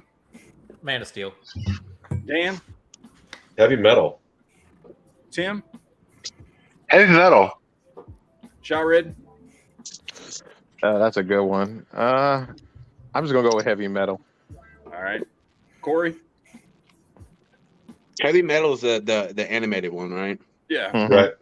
Yeah. Oh, fuck yeah. Obviously, it's Heavy Metal then. All right. Honda. Yeah, dude. Obviously, it's Heavy Metal. No, it was obviously Man of Steel, but Heavy Metal won. This election. Man of Steel is good, but it's Heavy Metal, man. Rigged as a motherfucker, and certainly not by me, because Man of Steel is one of the best movies on this fucking list. But whatever. Well, see, I like it because it's not really a Superman movie. For what? Yeah, Superman, you still you voted know for what I Heavy mean by Metal, that. so you don't get to speak now. No, but I mean the voice actors that they had was like an all-star cast, dude. It's a You know what I fucking mean? fantastic movie, but it's not Man of Steel. Why is Matt? I like his weirdness. He's like yelling at me for being like, hello. He's yelling at you guys for voting the way that you like. Yeah. He's like a Democrat. This is a Matt Tater shit. Matt Tater shit. You went there. Wow. Okay. See, this is why we have nice things. All right. You show your true colors, man. Come on, man. I thought you were libertarian, Matt. What happened?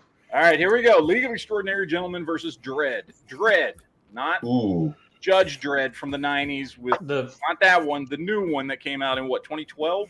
Dredd. Something like that, yeah. Dredd was so good. Both still we should have entertaining. got a That should have been a trilogy. A trilogy Yes. that explained that. That whole movie was great. I loved that. Well, which one? Dredd. Oh, Dredd, absolutely. Yeah. Dredd 2's back in pre-production. So I've been in production for 20 years. Like, Duke, I take it you're voting Dredd? Yeah. Okay. Jared? League of Extraordinary Gentlemen. All right. Jolly? Dredd, 100%. Dan? Dredd. Tim? Dredd. Black Sperm? They would have won no matter which Dredd it was. I'm going for Dredd. Right. The original Dredd was good too. Yep. Dredd. Oh, yeah. All right. Honda? It's been so long since I've seen League of Extraordinary Gentlemen. I gotta go Dredd. I agree with Jared. I think League of Extraordinary Gentlemen is a better movie. Not by much, but better. Yeah. But anyway, What hurts Dredd for me, it was shot for 3D and something. Dredd's a great movie, but it's a very, very small story told about one specific thing that happens. League of Extraordinary Gentlemen is a much more encompassing, big world story. Universe, yeah. That's Sean why I like Connery was Dread more. pretty badass in it too. Fuck yeah, Yeah, he was. No, All right, Sean all right. Connery. Probably. We're about to be through the first round. We got Zack Snyder's Justice League, the 4-hour cut, the only one that matters, versus Old Boy, which is a great revenge movie if nobody's ever seen it. Duke. Old boy, by far. Boy. Jared. I like the Snyder Cut. All right. I love Snyder Cut. Jolly. Old Boy gave a lot to cinema. I'm gonna give it to Old Boy. All right. Dan. Justice League. Cosplay to that showing. There you go. Tim. Schneider. How do you cosplay to the Justice League when it was a streaming only service? Well, the original Justice League when it opened up, I cosplayed to it. So when the follow up showed up, I was all about it. He cosplayed as Lois Lane. Yeah. You. All right. Shot Red. Old boy. Corey. Refresh my memory. What's Old Boy? I don't. It's a South Korean revenge movie about a guy who gets locked up for 20 years and then gets out and starts killing people to get revenge for being locked up for 20 years.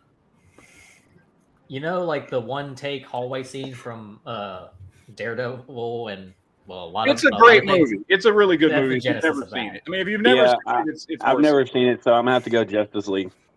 All right, Honda.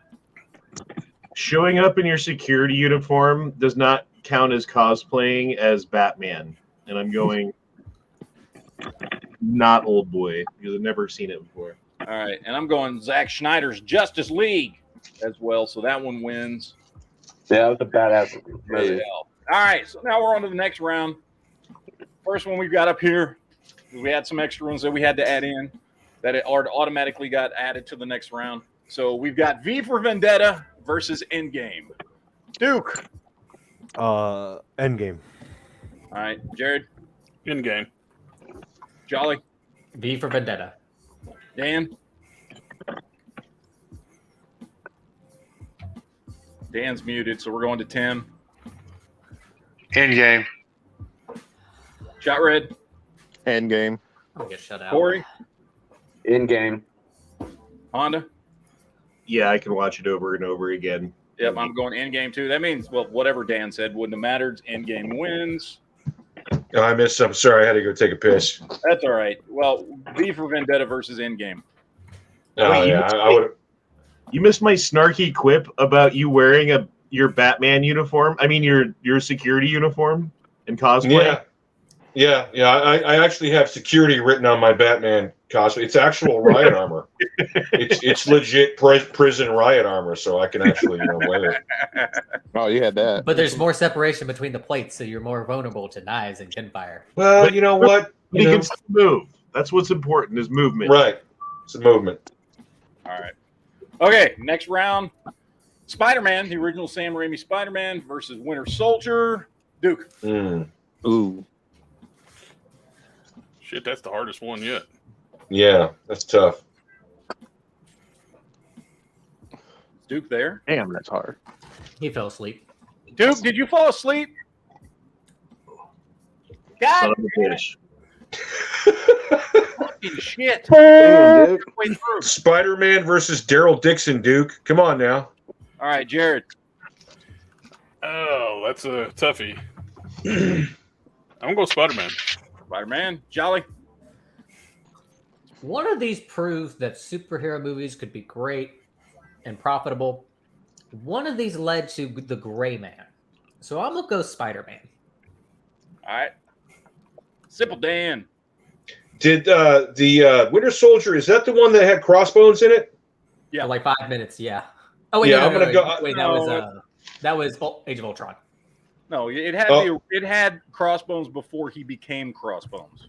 That had the elevator scene. Right. Yeah, that was Frank Grillo. He wasn't Crossbones until then. Okay, I'm going to go ahead and go with Spider-Man. I'm a big Frank Grillo Crossbones fan.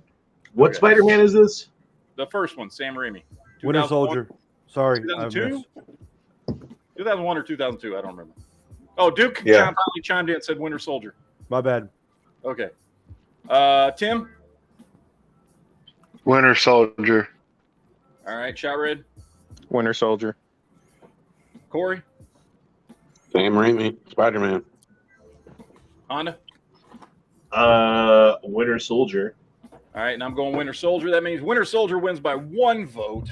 That was a close one. All right, now we've got to introduce another new one: Watchmen versus Kingsman. Duke, you still there? Watchmen. That's a good match. Watchmen. Okay, Duke said Watchmen. Jared? You're not locked in here. I'm not locked in here with you. You're locked in here with me, the Watchman. One of the Did greatest. Duke say Watchmen? Yeah, Duke said Watchmen. Oh, okay. I thought you were. No. I say Watchmen. All right, Allie, Watchmen or Kingsman? Watchmen. All right, Dan? Watchmen. Tim? Who's watching the Watchmen? Shot Red? Okay, one of these I have a comic book of, and it was my first actual bought one. And I got to go with Watchmen, even though they changed that ending. Right. Big time. Yeah, All right. yeah, because they want old aliens. Watching the Watchmen. Honda? Watchmen. Yeah. Clean sweep for Watchmen. I'm going Watchmen 2. That's such a good movie. Phenomenal movie. If nobody's ever seen it, it's fucking great. That was All a good. That was a good. It is a really good pairing, though, movie. I got to say. Yep. That was a good. The Watchmen and Kingsman was a good matchup. It was. Why don't you shut up? Such an awesome character. Yeah. All right, now we got Blade versus Logan. 2 rated R Ooh. Marvel movies. Oof. Duke?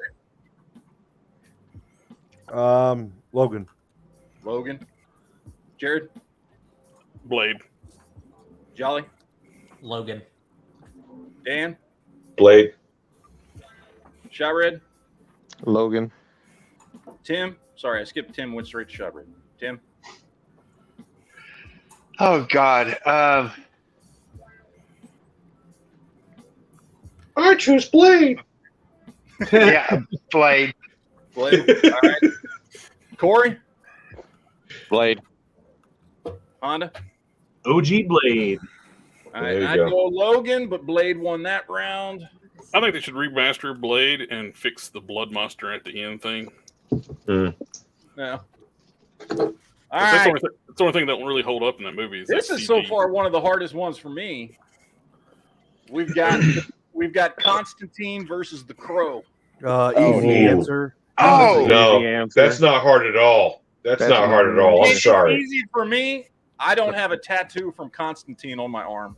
The Crow, Yeah. baby. The Crow. I never wrote a fanfic for Constantine either. So Yo. All right, Jared. just saying. Crow. Jolly.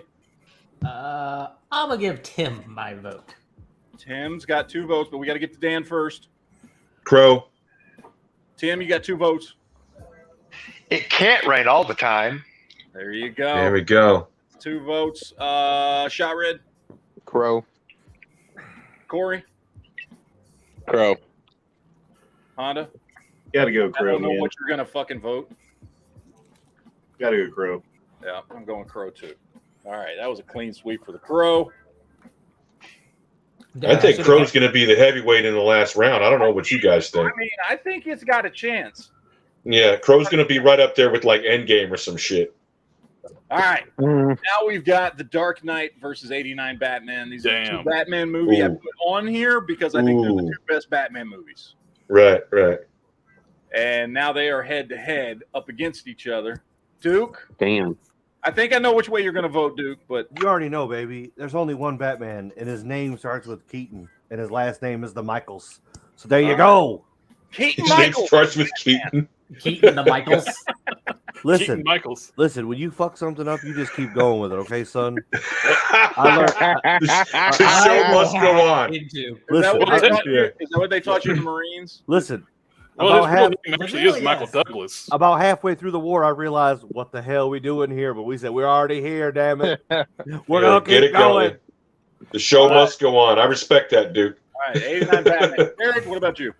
Well, his original name was Michael Douglas before he changed it to Keaton. True. But I'm gonna go Dark Knight. Dark Knight. Just edges it out because it's just the production quality and everything, and that's just so nice. Jolly. Probably one of the best villain performances of all time, The Dark Knight. All right. Dan. Only because he died. Dark Knight, one of the best villain and one of the best protagonist performances and supporting character in Gary Oldman. I'm going to give it to the Dark Knight. All right. Tim. Dark Knight. Bullshit. Shot Red. You're getting No, haunted that's by my Heath favorite Ledger. Batman and my favorite Joker. You can't beat Joker in the boombox, man. So I gotta go 89. Thank you. A man of quality. A man. Corey? Keaton, baby, Keaton. Thank you, Horace. I'm sorry, Duke. Don't let me down. I'm letting you down. I gotta go Dark Knight. Thank you. You'd really hit a guy with glasses? No, Gary Oldman. I mean, The Dark Knight had Commissioner Gordon in it, and the best Commissioner Gordon you could have possibly chosen. The truth. I agree, but 89 Batman is far better. Matt, I mean, feelings. Here's the thing. No matter what I vote, something has already won. Matt, stop. You could just lie. You could just lie. Okay, both of these Matt, movies no are the one's best counting. Batman movies ever. Mm-hmm. And, no one's counting. And you. I know what the count is, and one of them's already won no matter what the fuck I vote. You could have lied, though.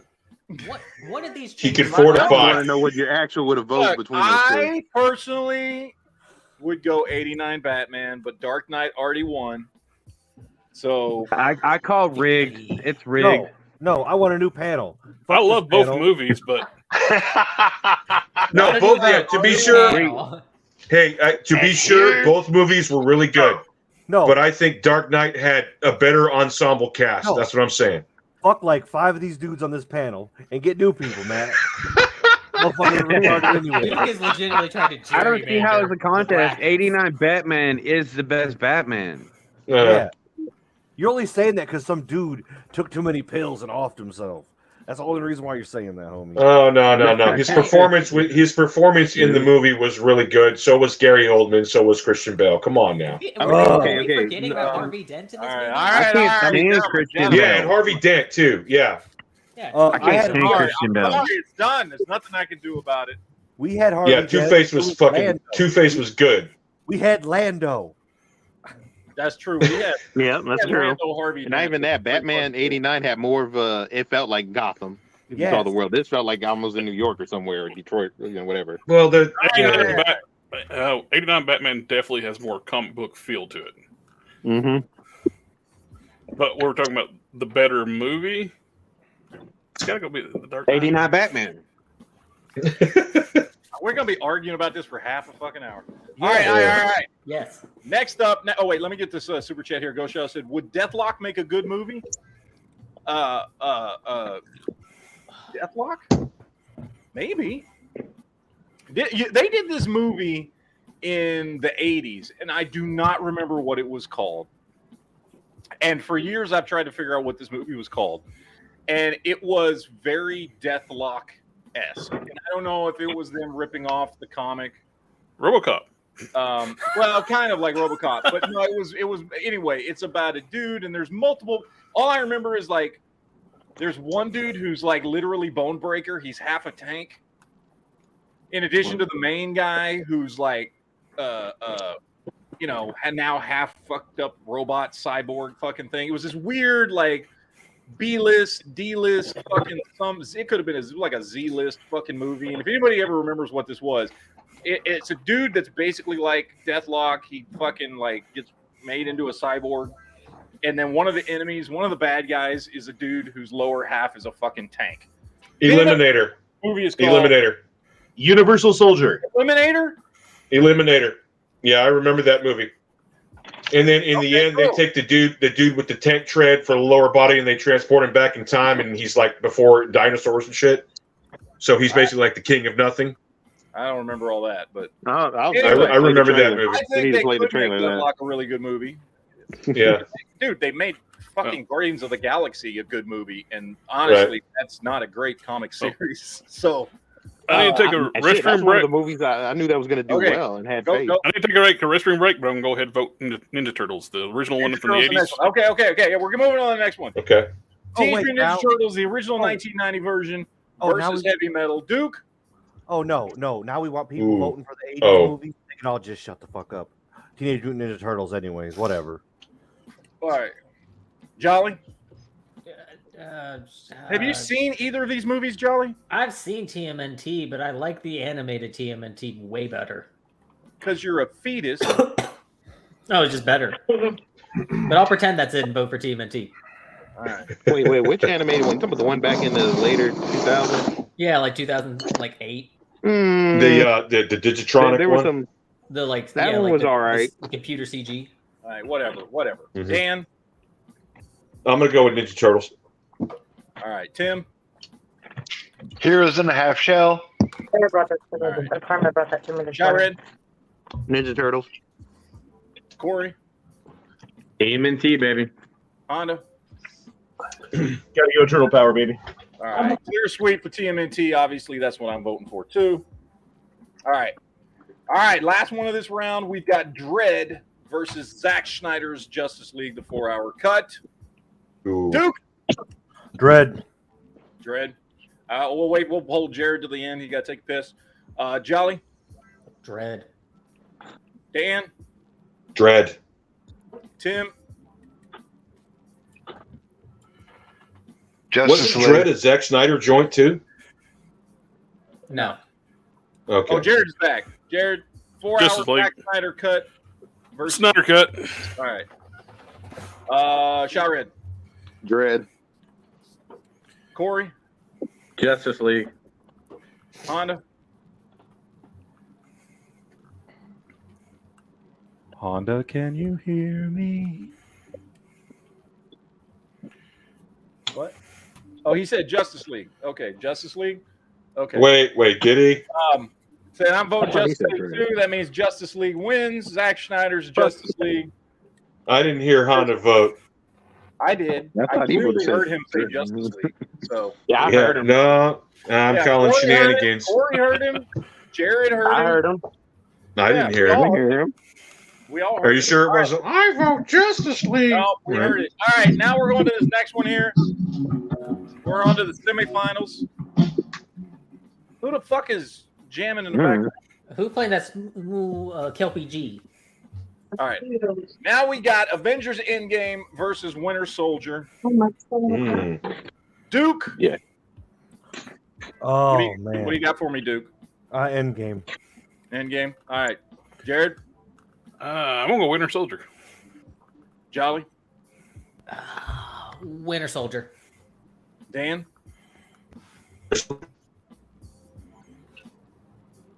You kind of lagged out on there, Dan. Winter Soldier. Well, Winter Soldier. Okay. Tim. Endgame. Shot Red. Winter Soldier. Corey. Endgame. Honda. Honda. I can't hear Honda. Is Honda signal get hacked? Or is that one of Honda's kids? Honda's younglings. Can you hear me? Little Honda. Honda Spawn. Answer for your father. Honda Spawn. Answer for your father. What's a better movie? Captain America Winter Soldier or Avengers Endgame? Endgame. All right, there you go. All right, so we got Endgame. That's 4-4, by the way. My vote is the tiebreaker. And I know where it's going. And I'm going Endgame. Oh. Honda's Spawn counts. That's a Honda or you does not. Well, no. It's only half a Honda, so it only counts for half a vote. which still puts Endgame 1/2 point above Winter Soldier. It's a technicality. All right. Here we go. We got Watchmen versus Blade. This is I think this is going to be a hard one. I know which one I prefer, but this is a hard one because these are two fantastic movies for very different reasons. Duke, what do you got for me? Watchmen. Jared? I'm going to go Watchmen. All right. Jolly? Watchmen. Dan? Blade. What? Blade. Okay. Yeah, you're breaking up, but I can get you a little bit. Tim? Okay. Oh, geez, you're right. You're so right. They're good movies for different reasons. I don't know. I think I still got to go Watchmen, though. All right. Shot Red? Watchmen. Corey?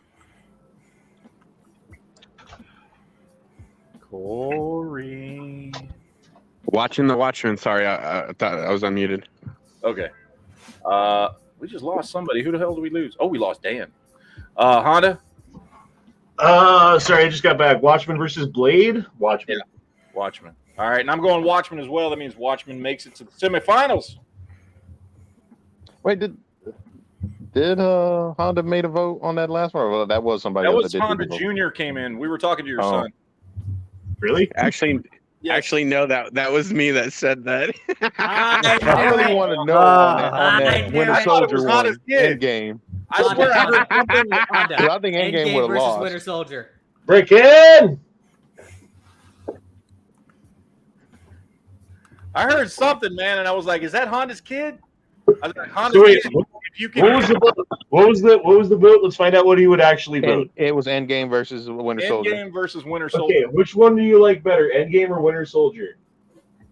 Endgame? He says Endgame. Okay, see, then it's fine. That's what we heard fake Junior Honda say. So He says he never watched Winter Soldier. Oh, Jesus. Well, that's Well, just a it's a good failing movie. of his father. Okay. I think you should go watch Winter Soldier. It's a good movie. All right. It's a great movie. He says he actually is a has great movie. Jesus. All right.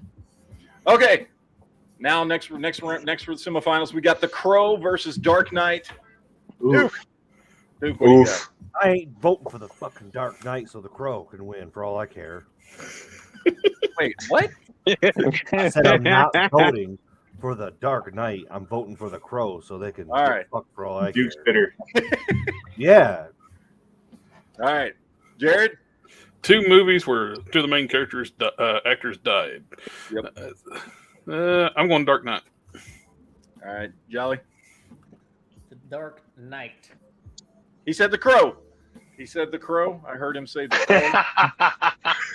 Crow. It was hard to tell because he's still shoving cheese in his face, but he said The Crow. Calm down there, Sleepy Joe. I'm Jolly and I said the Crow. Tim. Yeah. I vote the Crow. Tim, what do you got? The Crow. All right. Jared? Dark Knight. Okay, The Crow. Good. Honda? You know, I love The Crow. Honestly, it's one of my favorite movies of all time. Then you better fucking say it. But you put it against Dark Knight, which is like also one of my favorite movies of all time that I probably like a little bit better. So fuck you, Dark Knight. I've lost. I heard The Crow again. I heard The Crow again. Corey? The Crow, baby. All right. Dan? Crow. All right, and I'm going The Crow. That means The Crow wins by 1 legitimately without me having to cheat. Good. I request a recount. I would have cheated, though, but I didn't have to. Good. All right. TMNT, the original 1990, versus Zack Snyder's Justice League. Duke. Ooh. Teenage Mutant Ninja Turtles by Half Shell. All right. Jared. Justice League. Jolly. Justice League. Tim. Turtle Power. Shot Red. Turtles. Honda. Teenage Mutant Ninja Turtles. Corey. Cowabunga, dude. Dan. Cowabunga it is. All right. I mean, from what I can see, Justice League won. So, Fortified. Oh, hold up. Let me go grab something. It's definitely a fucking tough choice, though. Dude, this Yeah, is gonna yeah. Endgame versus the Ninja Turtles. Endgame versus Crow. Yeah. I don't know. We'll see. All right. Endgame versus Watchmen. Duke. Ooh. Endgame. Endgame. Jared. We didn't see blue penis in Endgame, so I'm going Endgame. All right. That's true. Didn't get to see the penis. Oh, what are we to now? Endgame versus Watchmen? Yeah, Endgame versus Watchmen. Oh, Watchmen.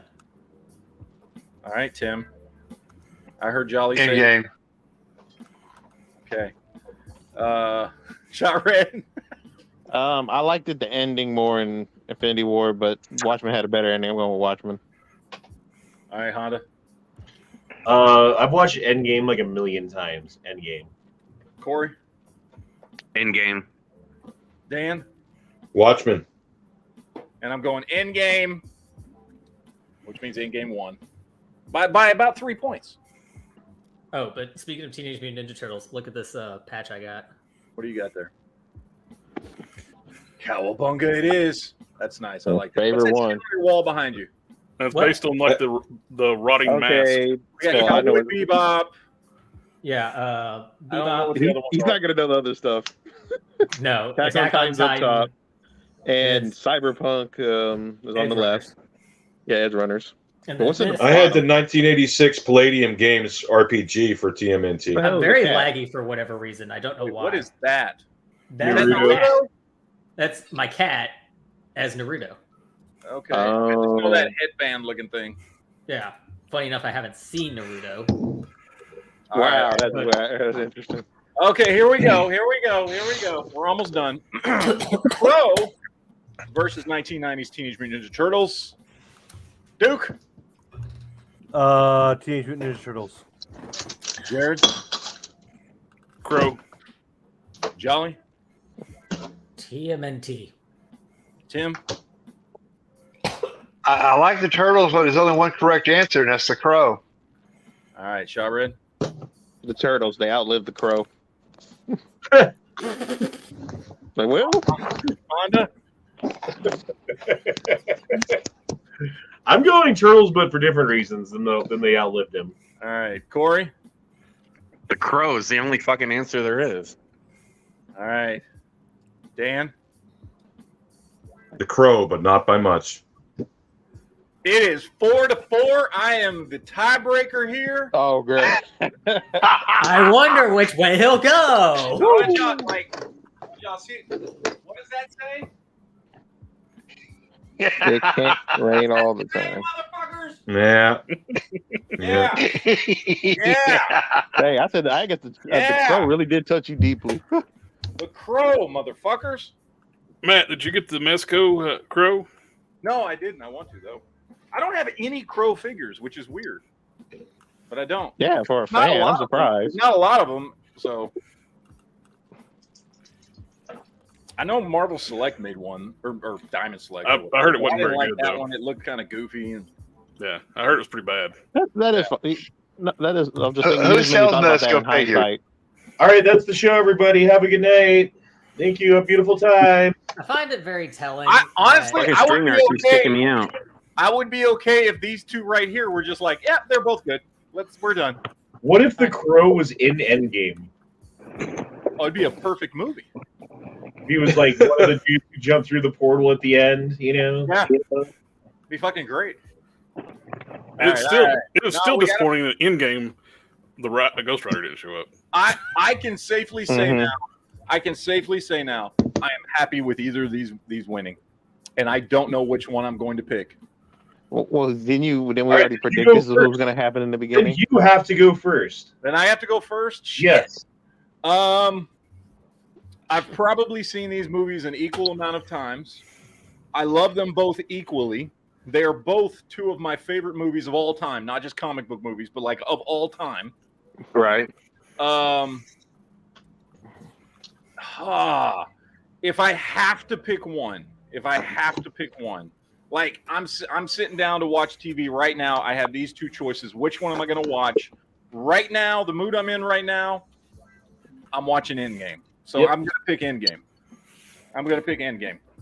So that's my vote for now. That could change in an hour. I don't know, but for now, Endgame. Duke, what about you? Endgame. Jared? Endgame. Jolly? You know what, Endgame. Much as it pains me. Tim? The Crow is awesome, but yeah, I think I gotta go Endgame. Red. Endgame easily. Honda? The Crow to be obstinate. Okay. Dan? The Crow. Corey?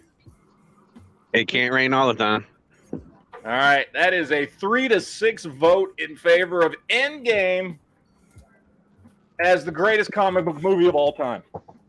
Yep, and I'm not mad at it. I'm not mad at it either, but I'm gonna be honest.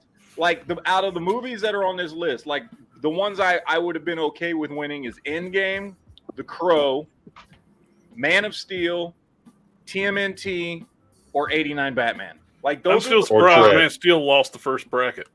I can't believe Man of Steel what? That's a fucking phenomenal movie. It is. I know it's a good movie. I would have been okay if you'd have thrown Dredd up in there too. Dredd was actually. I also would have been okay with Zack Snyder's 4-hour cut of Justice League because that movie's fucking amazing. I still gotta watch that. I haven't seen it yet. I didn't watch it either because it's like it's fucking awesome, man. No, so is it really that good? No. Yes. I know they added some stuff in there that was like, okay, that's cool. It's a completely different movie. It's a completely different movie. Technically, it's two movies. They were originally planning on doing two movies, and that's why it's 4 hours long. Yep. Oh, that actually explains. They gotta get their shit together, man, because they be fucking up. The first movie was supposed to end at the resurrection. Then starts movie 2. Oh, like he wakes up and then like movie 2. Oh wait, he's not listening. Yeah. So, no, it's a fucking fantastic movie. If you have not seen Zack Snyder's 4-hour cut, it's a completely different movie. There's completely different scenes in it from what you saw in the original Justice League. I mean, some of the scenes are the same, obviously, but like there's a lot of it that's completely different dialogue. There's a lot different in it. Yeah, the original Justice League was not very good, dude. No, it was horrible. No, it was. Yeah. But that was the thing though. That makes me more pissed off. Like, damn, how they need to get their shit together. And Doomsday was like they really do. Like he looked like a bitch compared to how he looked in the comics. Yep, he looked like a giant Ninja Turtle. He looked like a giant turd. With no shell. Yeah. Like someone just squeezed him out. Yep. And they're like, "Oh, here's your turd." And making him a I don't remember Doomsday him. being a other character, the character they had to whoop on. And plus, the origin for Doomsday being a reanimated corpse of Zod. Not really dumb. Fucking stupid. Yeah, he was sent by fucking what's his name? Lex Luthor? No. It was Brainiac? What's Superman's fucking rival guy? General Zod. No, the other guy. Doomsday wasn't sent by anybody. Well, I think that wolf guy. There was something about Brainiac knew he was out there or something. Like Brainiac knew who Doomsday was. Doomsday ended up on Earth by total accident. Who's the guy who has like the planet of like fucking Darkseid? Apocalypse? Darkseid, yeah. No, there was no connection. I could have sworn Darkseid sent him. Nope. No, that's the movie. No. The movie he made clones of Doomsday. The cartoon movie. Yeah, he cloned him with parademon DNA. Oh, you're right. That is from They were much weaker than the original Doomsday. No, you're totally right. Okay, I'm with it. Superman vaporized those. They were so weak compared to regular Doomsday. Well, there we have it. Endgame 1. So there At least you go. you guys still have YouTube channels. Yeah, the Doomsday ended up on Earth by the last planet he was on.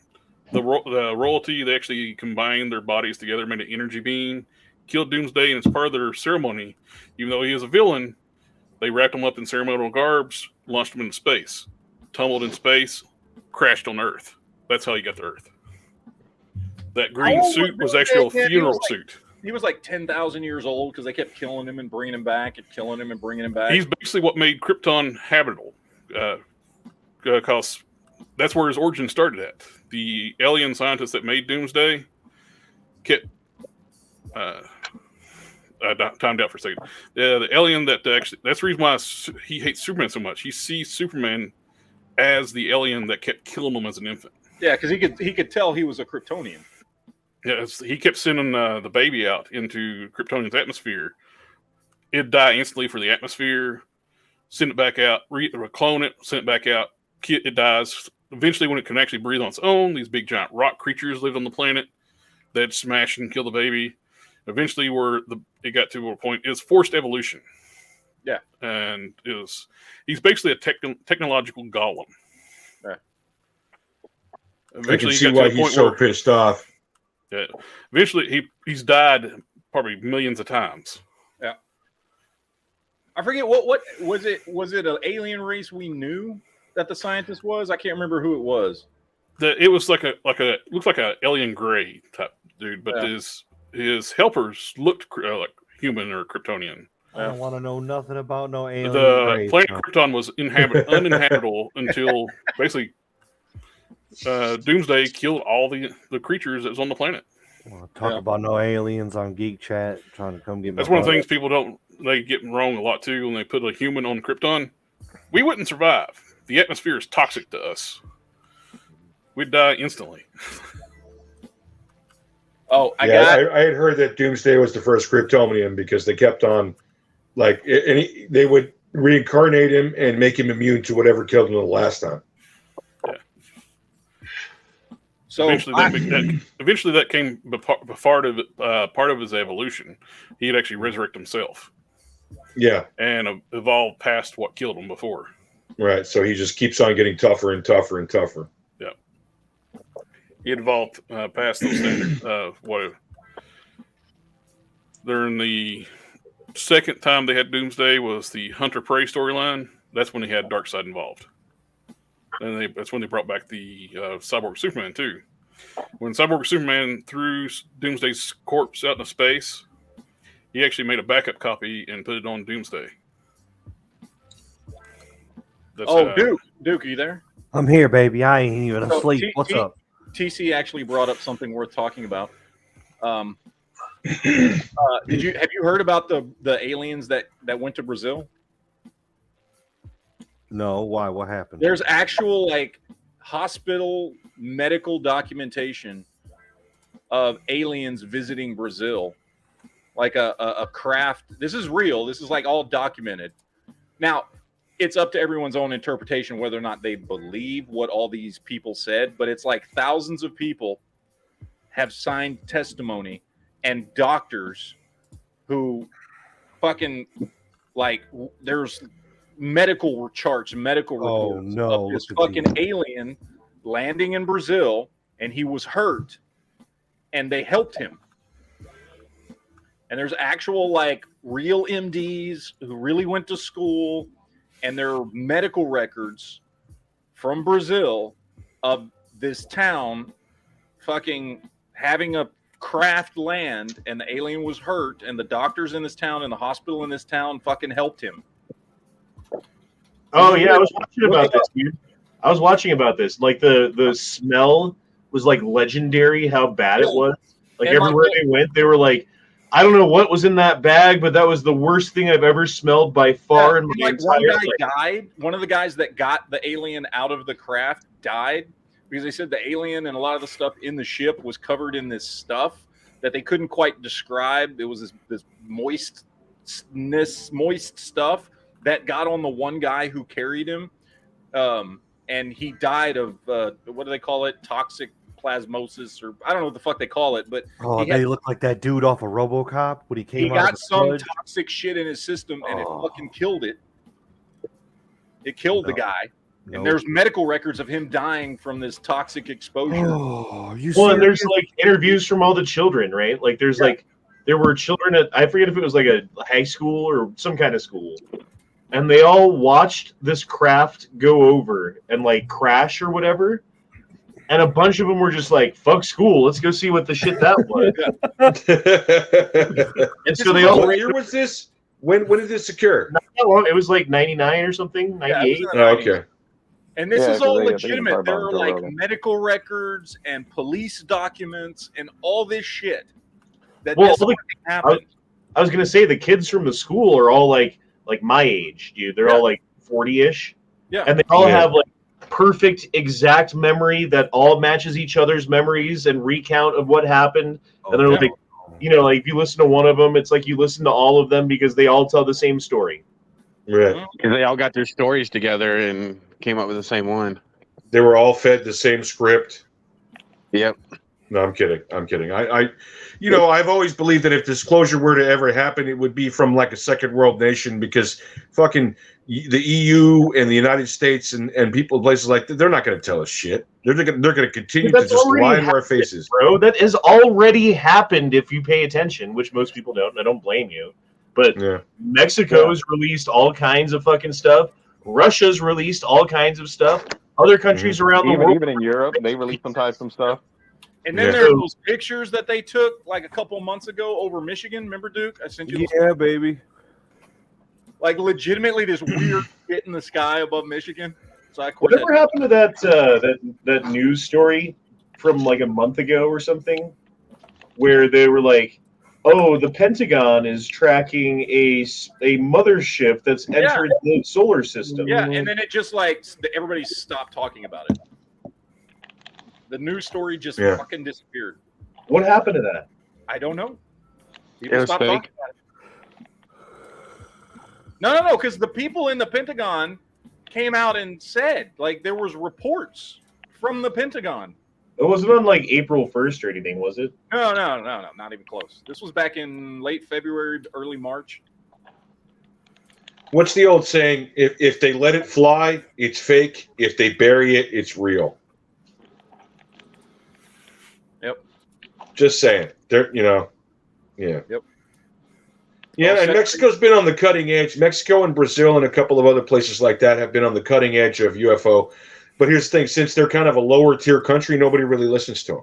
Yeah. Right. You know that goes right along with what you were just saying a minute ago. Of like, I always thought it would be a third world country or something like that would come forward with the information first. And it's like, it already has, and it's already done nothing for that reason, for the exact reason you just said.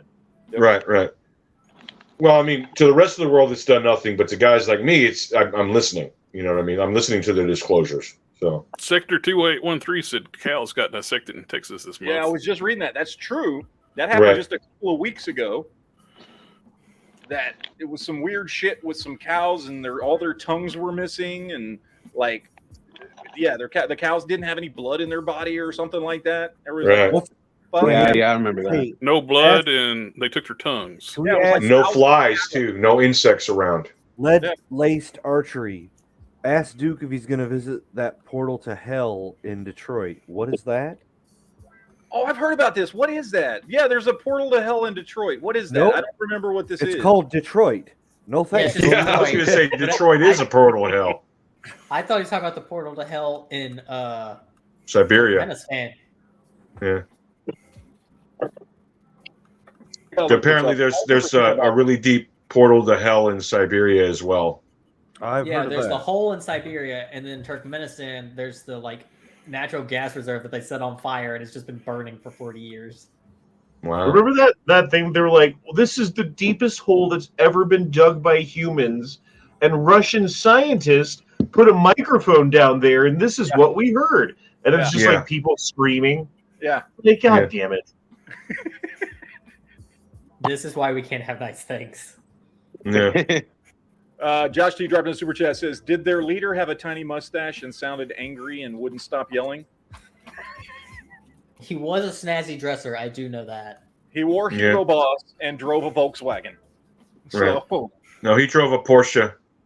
That might be it. I don't know. Yeah. And he loved Lugers. Yeah, he loved Lugers. And blonde hair and blue eyes. Oh, I finally watched that. Who's mentioned of Crossbones? Frank. What's his name? Frank Grillo. I watched the Boss Level finally on that. Oh, dude, that movie's so fucking great. Yeah, that's a great movie. I fucking love that movie. I did find out great. I'm already predisposed. I like time loop stories. I've loved them since I was a kid. If you watch it on F movies, they chop off the very end of the movie and then roll the credits. Oh, really? It's like he steps in the machine and the movie ends. It don't show him waking up in his bed. Okay, that's weird. I'm just saying Frank Grillo is the next. That don't seem right. Then I did a Google search ending to the movie, and then I found it on YouTube. I actually was able to watch the last bit of the movie. Okay. So I'm just saying Frank Grillo would make an excellent Punisher. So I do have 2 strikes on YouTube now, man. How the hell do you have 2? Well, so I've got that one that was from whatever that we already talked about, right? Yeah, the one that should have dropped off, right? No, well, there was the one that dropped off. That's dropped off. Then I got a new one as soon as that one dropped off for some BS that didn't make sense to me. And I was like, I challenged it thinking that they would overturn it because obviously it was BS and my challenge was legit. And they were like, nah, it sticks. Sorry. So I'm like, all right, whatever. 1 strike, no big deal. Well, then I got another strike for a chat that we did 7 weeks ago for a clip that was 2.5 hours into the chat, right? And you might be thinking like, oh my God, Honda, like what did you show that was so egregious that they would 7 weeks later hunt you down and give you a strike for it? It was a video of equipment that a Twitter post said was going to Ukraine, right? Like, here's a bunch of equipment that's going to Ukraine. So we're like looking at all this equipment that was going to Ukraine. Like, the United States has sent how many $1 billion worth of equipment to Ukraine, right? Well, I guess the particular clip that we were watching was equipment that was coming out of Poland and coming back to America and not going to Ukraine. And therefore, it was an egregious lie, misinformation, all of these other things according to the strike. They gave me a strike for it. And when I was like, dude, like, okay, it's not going to Ukraine, but like, seriously, like, how much have we sent to Ukraine? It's not like I'm making this stuff up, you know? And they're like, nah, bitch, strike 2. So now I have 2 strikes. That's some bullshit, man. I'm sorry to hear that. No, they're just they're trying their best to get you shut down. I am down for 90 days. Ooh. Well, I'm down for 2 weeks, but I'm not gonna fucking like post anything to YouTube. Barely at all, probably. They're just looking for a reason to give you a while third I have strike. 2 strikes. Because if you have 2 strikes, then you know, like anything that they do, you have a 3rd strike, and now you don't have a channel. I would go back and get rid of all your live chats. No, because last time I did that, like I was like, okay, I'm gonna put them back up. You know? No, don't put them back up. Just get rid of them. They're live chats. Nobody goes back and watches those anyway. Right. Just dump People them. go back maybe 2 to 3 days at best. Yeah. You don't need them on your channel anyway. Yeah. You should dump your live chats once every few months anyway. Well, if I'd done that, then I wouldn't have got this strike. Yeah. I don't know, dude. It's fucked up. Because like they somebody retroactively went back and looked for. I think it had to be the algorithm, right? Because like this news article I found pertaining to that particular video that I shared was like, oh, we found all these people online that are spreading misinformation. We are here with the media, and we are here to protect you from misinformation. So you know that they like went to YouTube and they were like, so they sound like Adam Sandler. Yes, exactly. Well, they're like, hey, we found this thing that people are spreading as misinformation. So now you can use that as a tool to go after people who are talking about news stories but aren't actually like, you know, official or whatever, right? You're not with CNN, so you don't have like a team of fucking dudes behind you fact checking everything you talk about to make sure that everything that you say that comes out of your mouth is 100% correct. Like, part of the thing about the First Amendment is that you have the right to be wrong, right? You can say something that's wrong because you have the freedom of speech, and they're taking that away actively right now, because if you happen to be misinformed about a particular subject, even 1%, and you go online and say that thing 1% wrong, they can come after you now and fucking give you strikes and delete your channel and get rid of you for misinformation and label you as a conspiracy theorist or whatever else they want to do. And they're only going to get worse. Like this internet safety information freedom thing that they're coming out with, like the response to TikTok that they're over responding to TikTok with, is basically the end of free speech on the internet in the United States. Just because you're paranoid doesn't mean people aren't after you. You and I will not have channels where we can talk about anything except for like fluffy dogs and how much we like X-Men. And the Kardashians. As long as that's what we're talking about, I'm sure it's fine. But the second you have an opinion about anything substantial or anything meaningful or anything prevalent to what's going on in society right now, I'm surprised Hasbro isn't trying to start striking people down for talking about them sending the Pinkertons after people. Right. So I'm on Rumble for the next 3 months, bro. Yeah. Damn. Yeah, that whole Pinkertons thing like really pissed me off, man. I mean, you got to know your rights, man. Don't open your goddamn door. And if they push their way in, get them on camera, and after that, do what you got to do. And what I'm thinking is, from now on, if he didn't give the stuff back to him, he had a hell of a lawsuit against him. Right.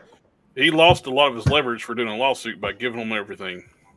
He's basically was by giving it to him, he kind of was admitting he did something wrong. I think what my plan is with the channel from now on, though, is to do the live chats on Rumble, Rumble exclusive, Rumble only, and then make clips and post clips to YouTube of things that are specifically not as spicy or whatever, or YouTube friendly enough to post or whatever. You know what I mean? That's what Nick Ricada ended up doing. Yeah. And then you'll drive traffic to your channel through the YouTube clips. Yeah. But you can talk about whatever the fuck you want because it's Rumble and free speech is a thing, you know? Because you can't do it on YouTube anymore. You literally can't. I have proven that so many times now. It sucks. Yeah, he got strikes by a show where he talks about legal stuff and showing a video of like something bad happening. They struck him for that, and then he got false flagged and got struck, and then they pulled his entire channel down with 500,000 subscribers. Yep. They got reinstated, but he don't. Well, they screwed up. That's why they reinstated him, because they realized, oh wait, this is one of the largest super chatted YouTube channels in existence. Yep. When we got rid of him, what we really did was screw ourselves out of, tens of thousands of dollars of profit. Yep. Now he does most of his. He does I think he does a show like he does an hour on YouTube, and then he does the rest on Rumble. Mm-hmm. I mean, and that's what I've been trying to do is like do an hour on YouTube and do the rest on Rumble. He's got an audience where it's easy for him to do that.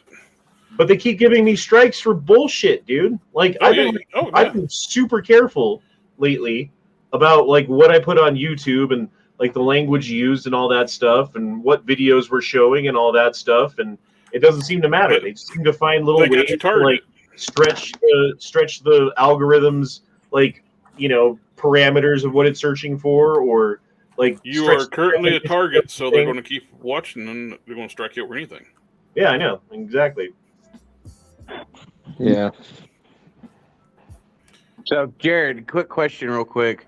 Mm-hmm. I'm not too familiar about it, either that or is it registering yet? But what is this Pinkerton stuff you were talking about? We started the show where we was talking about it. He missed that section you were here. Were you here on Wednesday when we were talking about it, Corey? No, I missed Wednesday's chat. I wasn't feeling good. Basically, a small YouTuber, just under 6,000 subscribers. He's a big Magic the Gathering player and collector thing. He ordered some cards from an online vendor, had the receipts, paid for it legally, and Hasbro sent his vendor the wrong cards by mistake. They sent him like the next set of cards that's coming out in a month or so. Mm-hmm. He opened them up and he was surprised. He did like a live unboxing on his video, did a review video. Then Hasbro sent the Pinkertons after him to collect the cards, threaten him with jail time, say he stole these cards and all kinds, and threaten him, his wife, his kids, and call him a thief. Jesus, that's fucked up. And all because they fucked up. Yep. Accusing him of being a thief when they just screwed up and sent him the wrong stuff. Well, he's actually a third party. They sent his vendor the wrong stuff, and they sent the Pinkertons, which is illegal as hell. They threaten jail time. You don't give them this, and if you don't, we're going to file charges against you, which is illegal as shit. No joke. Apparently, he was a pretty. They were basically pretending to be law enforcement. Yeah, he was a peaceful guy too. When he kind of complied with them, he didn't. He didn't quite know what was going on. I guess they might have flashed a badge or something like that, and accused him of some stuff or whatever like that. Have like a security badge type thing. Yeah, it's just like Pinkerton Private Detective or something like that. Yeah. Yeah. If he's in the know, he was compliant. Yeah, he was compliant. Now, I mean, any one of us in this chat room would have been like, "Man, fuck you." You know what I mean? Are you a cop? Do you have a warrant? Yeah. He was way too compliant. That made his wife cry, and it scared his daughter and his dogs. And they presented themselves in a questionable manner. Yeah. I flashed a badge and said, "We want to talk to you." And so they were armed, and they were and they had haircuts that were short, and they were like, I bet they had some vests on, like things like that. I guarantee they did things to elicit this guy to comply with him. Even harassed his like 90-some-year-old neighbor, or telling that your neighbor's a crook and a criminal. So I guarantee some shadiness was going down on this all 100%. I wish we had video. I wish they would send me something early so they can send the Pinkertons. Yeah, right. Yeah, like for instance, technically, like if you are a private detective, you can technically show your badge and say, "Hi, I'm a detective working the case." You're not lying to them. You know what I mean? You are a detective. But when you threaten them with jail time, you're pretending to be a cop. But at that point, you're crossing the line. But my point is that to gain initial complaint, you could be like, "Hi, I'm a detective working the case of some items that were shipped to you, blah blah blah," like that, and then they're gonna be like, "Whoa, hey." If I had video of that, they would go to jail. Yeah. If they showed a badge and say, "Hi, I'm a detective," and they said, "I'm working this case," he overly complied with them too. Gave them everything. Doug, they wanted the original packaging. It got mailed to them, so he had to dig through the trash to find the packaging. Right. And he took down the videos. I wouldn't have done any of that shit, and I would have had a video of their asses on YouTube. Exactly, 100%. They may have been getting like speared and jackhammered in the middle of the yard. Like power bomb. Their nicknames would be Leadface. Yeah. Sometimes I wish that I had football pads still, so I could put them on and just like tackle someone like I used to. That'd be fun. And nobody ever expects a headbutt. I know I couldn't get through an entire game, but I could hit somebody once. You know what I mean? I could sprint at them and tackle them once, and be like, "Ow, that hurt," and get up. It's like that song, I ain't as good as I once was, but I'm as good once as I ever was. Yeah, exactly. I got one left in me. I'm a 6'2", 390-pound man. It's like, and so you're not gonna. Not many people's going to scare me. This brings up the question though, because I'm curious, because Honda wasn't here when we were talking about it earlier. But with the veracity they went after this, I've never played Magic the Gathering. I know, Honda, you have. Yeah. Is there something about the game itself where if cards were revealed early, it would somehow cause problems with people playing the game? No. Well, I don't know. In what way do you mean? Well, I mean, like, he basically, like, they told him, like, for instance, to take the videos down. Like, what is there about knowing what cards come in packs that could, like, why did he have to take the videos down? Like, I can understand them wanting to investigate, like, where these came from, like, who screwed up that this person ended up with these. But to go so far as to, like, well, you have to take these videos down because we can't even have people seeing what cards might come out. I think it's just they're just exercising their intellectual property rights. You know, like they created new cards for their game and like they haven't released them yet, and so if someone got a hold of them and they're releasing information about the cards that they are planning to release in the next like set or series or whatever, then tough kitty if you legally bought but as far as like how does that affect the gameplay, it doesn't. It really, unless there's some card in there that's like super powerful that's going to change the way that, you know, this or that deck works, and now you got to get these supporting cards that are already out, which may go up in price or something like that slightly because they're more in demand. I don't know. Now, I was just wondering if that had anything to do with it, but like I said, I've never played the game, so I didn't know. Well, and I haven't played since Mirrodin, which is like 2007, I think, was the last time I played. Yeah. So it's been a minute. I played them when they first came out and everything. What was it, like the late 90s when they came out? Yeah, but I was gonna say Honda, but I don't know how long you played, but it ain't like, you know, in Magic, there are some cards that have different meanings and different playing, and like, oh, you can know like ahead of the game of what you to go into and what's in the, you know, when you start buying those cards. Yeah, and stuff. but it's not going to affect the gameplay in the moment. It's just going to give away what's coming down the pike. So, like for instance, like Honda said, intellectual property. During Mirrodin, there was a card that was a red card that gave Dragon Affinity for 3. So it was a 2/2 character, and it reduced the cost of casting dragons by 3.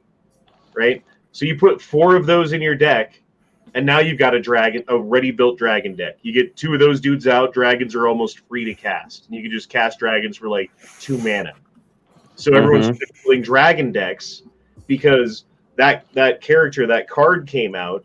So all the cost of these dragon cards from previous sets went from like $10 or whatever they were normally to like 15 or 20, you know? So it increased the price because it increased the demand for those old cards that went with this new card that came out of the new set. That's the only thing I can think of that would have any kind of effect. Honestly, it's got to be just Wizards of the Coast exercising their intellectual property rights. Yeah. All right. I was just curious. Just curiosity. I just heard what you got, Tim? Phenomena. Oh, yeah, you got Leia there in her indoor outfit. Princess Leia. That's a hard figure to find, man. The Princess Leia figures, usually. I found her in my local Walmart a while back. Nice. She showed up and was there. Was she working the register? I was hanging on a peg. That's for damn sure. And I kind of have a problem with how this C-3PO is packaged. Because they list him, and the silver leg is proper to a point, but they have it listed as him coming from A New Hope. He didn't get the silver leg till the end of Empire Strikes Back. Yeah. No, he had a silver leg at the beginning of New Hope. Lies and deceit, sir. Lies and deceit. I do not remember him having a silver leg all the way through. I don't remember either. Yeah. It was a replacement lower leg from. He got it after he got disassembled in Empire. Empire Strikes Back. Yeah, when it got blown up on Cloud City. Mm-hmm. And what's interesting is that there's other C-3POs. He ran into a C-3PO while he was in Cloud City. I think he was in Cloud City. That he's like, "Hello, how are you doing?" And then he's like, "He dropped that." Like, in other words, like, eat shit. Yeah. That's another dumb thing about the Phantom Menace having Anakin build 3PO. Yeah, that's fucking stupid. Yeah, seriously. Yeah, you invented this like robot out of nothing. That happens to be exactly the same as every other protocol droid in the entire galaxy. Yeah, that ends up being like a template in the prototype for a mass-produced robot. Look at the side chat. Look at that. Silver leg, A New Hope. The first time we see him, he has a silver leg. Scroll down. You'll see the picture. And it's circled. That's a silver leg. Nah, it's photoshopped. Yeah, Stop it's staring at photoshopped. Photoshopped crap. Come on, Duke. Jesus. And in the desert, silver leg. That's the special editions, man. That's the remake. Yeah, that's the silver leg was a direct result of him being blown apart in Empire Strikes Back. I'm just saying. Look at the picture. Oh, It's yeah, facts. pictures. I watched the movie times. I never. See, listen to the actual 3PO in the chat. Yeah, 3PO's actually talking here. Yes. 3PO. Yeah. Tell us again. How did your leg 3PO? I hate all of you. We love you though, Duke. We love you though, Duke. It's okay to be wrong. It's really I'm not it's wrong. fine. Look at the fucking chat. It's That's Photoshop. I love all of you, but I hate most of you. Yeah, we love you. I hate all of you. Radical Bacon says he dropped in a super chat. Says C3PO deepfake. I agree. Yeah, that's a deep fake, totally. Deep fake. Mm-hmm. They can do anything now, man. Yeah. They did a whole interview with Joe Rogan, and that was all AI. So Matt, I know I missed most of the beginning of the chat and everything in the pre-chat. Did we have an emergency meeting for Duke? No, we did not. We'll save that for Monday. Yeah. Wait, are we having an intervention? We're having an intervention. Not on Monday though. Not on this chat. Well, you don't get to decide when we do your intervention if you're being intervened on. Well, fuck you. I'll do what I want. That's how it works. Y'all ain't gonna stop me. I'm gonna keep being Does crazy. Duke need? I don't think Duke needs to be intervened on. Duke, he doing what you're doing. That's fine. You can do that, but just know that the group is not going to invite you to these chats anymore. Listen, motherfucker. Y'all don't All know I me. can say, Duke, is we love you, and it's easy to get back on the wagon. So Listen, y'all don't know nothing about me, so y'all can eat a bunch of dicks. I must have missed something. I don't see any like Duke like really cause any kind of problems or anything. So y'all better listen to Fred Flintstone. It's something between us. Oh, okay, fair enough. I was like, what does Duke need more coffee? I think my only critique of Duke is that he needs to sip on some coffee before he comes on these chats. That's it. Yeah, my only critique of Duke is he probably needs to go to a sleep study. Sleep studies don't do anything. I thought he already did one. He did one. That's when he started getting the itch behind his ear. Oh, that's right. After the sleep study. Yeah. Yeah. So he had a floating sensation when he probably started just to told drift him it off was to like sleep. they probably told him it was like some dry scalp. Have you seen Fire in the Sky, Duke? Yeah, it's my dad watched it with me when I was like 11, and that shit ruined everything after that. Like, dude, have you ever seen? Okay, so two movies you should see, Duke. One is called Communion with Christopher Walken. Should definitely watch that movie sometime. And then the other one is called. Have we watched The Fourth Kind? Not together, no, and I'm not watching that again. That was too much. The fourth. Well, we need to have a marathon where shit. Was it? I feel like we watched an alien movie. Oh, what was it? Dark Skies. That's what it was. Yeah, that's. Oh, I hate that one too. We watched Dark Skies, and then we watched that one. What was that one that came out last year? That wasn't that good. That only had the one good scene in it. Oh, I'm trying to remember what's a good B movie. Nope. Movie. You would like Nope. it. Nope. Yeah, nope. Nope. Yeah. Yeah, it had one good scene, and you got to admit that was a good scene when he's in the barn. That was. I thought the best scene from that movie was like when everybody's inside of the alien getting digested, and you hear like buzz saws and people screaming and stuff like that. Yeah. It's like that was terrible. Popping noises and shit. The barn scene was good when he's like backing up, and then all of a sudden that head pops around the corner. I found a 4K restoration of when New Hope when C3PO and R2 land in the desert on Tatooine. And does he have a silver leg? I don't know. I didn't watch it. Oh, okay. So you know those things that they put in your eyes, like you go to the eye doctor or something that holds your eyelids open. Uh-huh. The next time we do a meetup, we need to get a couple of those for Duke, strap him to a chair and just have like a marathon of fucking like signs and dark skies. And I think he will start shooting people. Good if we luck. Try to do that. We need to recreate that scene. Where the alien, okay, so there's like a bright light above the dude, right, in Fire in the Sky, and then they like put that sheet over him, and he's like, for a second, he's like, oh, okay, you guys are being nice, and then this mist comes down, and the sheet turns to like a rubber freaking thing that's holding him down, and he can't move anymore. So we need to like go into Duke's room late at night, turn a bright light flashing in his eyeballs. We'll take a sheet, we'll put it over him, and we'll hold it down from four corners while someone takes a sock with like a bar of soap in it or something. Wait, that's a different movie.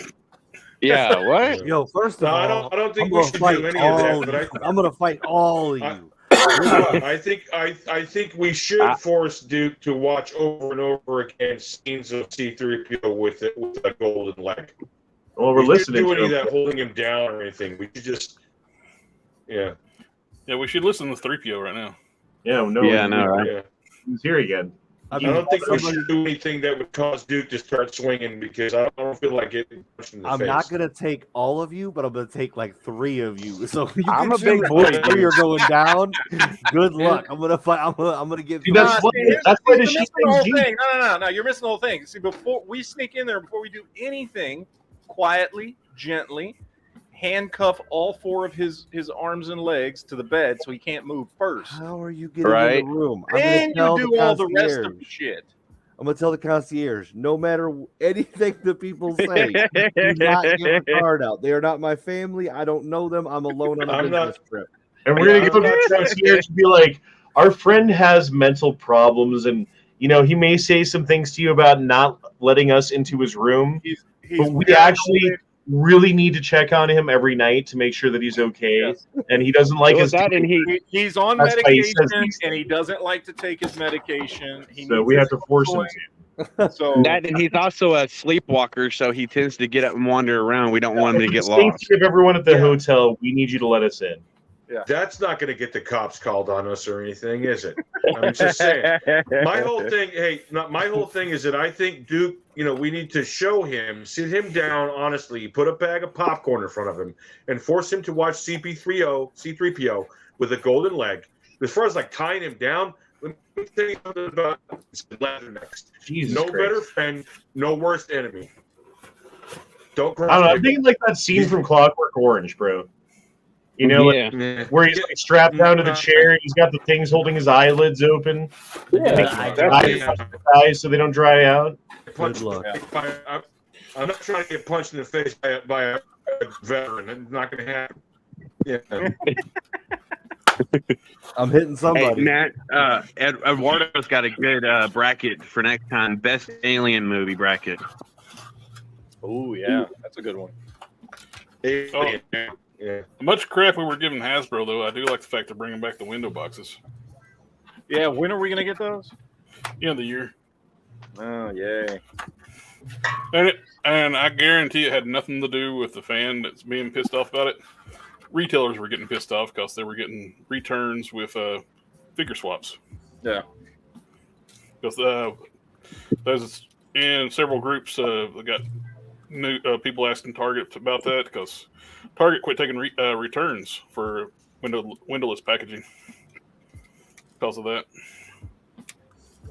Well, they're opening them up and taking the figure and then just taking the package back and with a couple of rocks some bullshit in there and then returning it and exactly what they're doing. That's fucked up. They were doing it before they took the windows out. After they took the windows, it got bolted, like everybody said it was going to happen. Yep.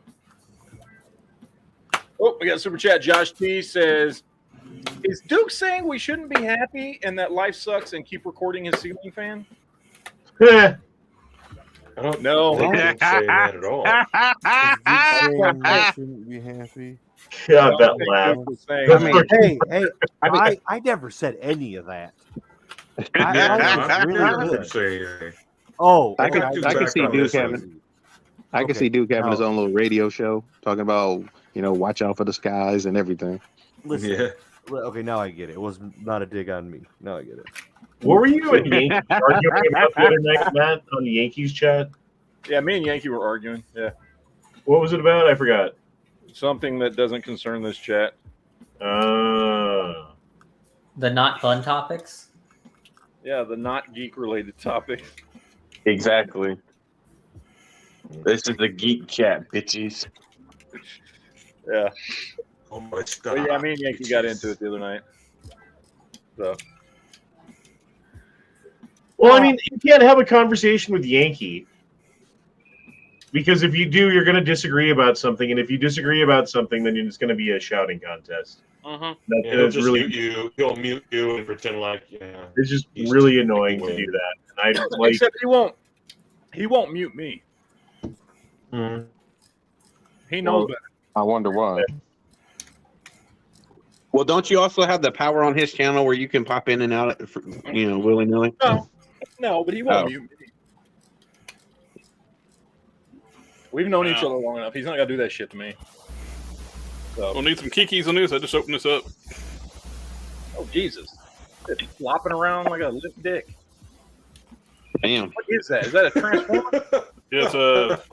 It's the cartoon colorization, like special edition of Cyclonus. Oh shit! That's Cyclonus. Cyclonus no kidding. Dude. Yeah. It's doing that because it's missing the dick hinge. That's true. Yeah. Doesn't have the dick hinge. The what? No, you wouldn't know The about dick. it, Duke. The Richard Hinge. I mean, it's something that only the most high quality toys have now these days, Duke. Okay. All right. I'm going to stay right out of it. Let's say I know my meat spin.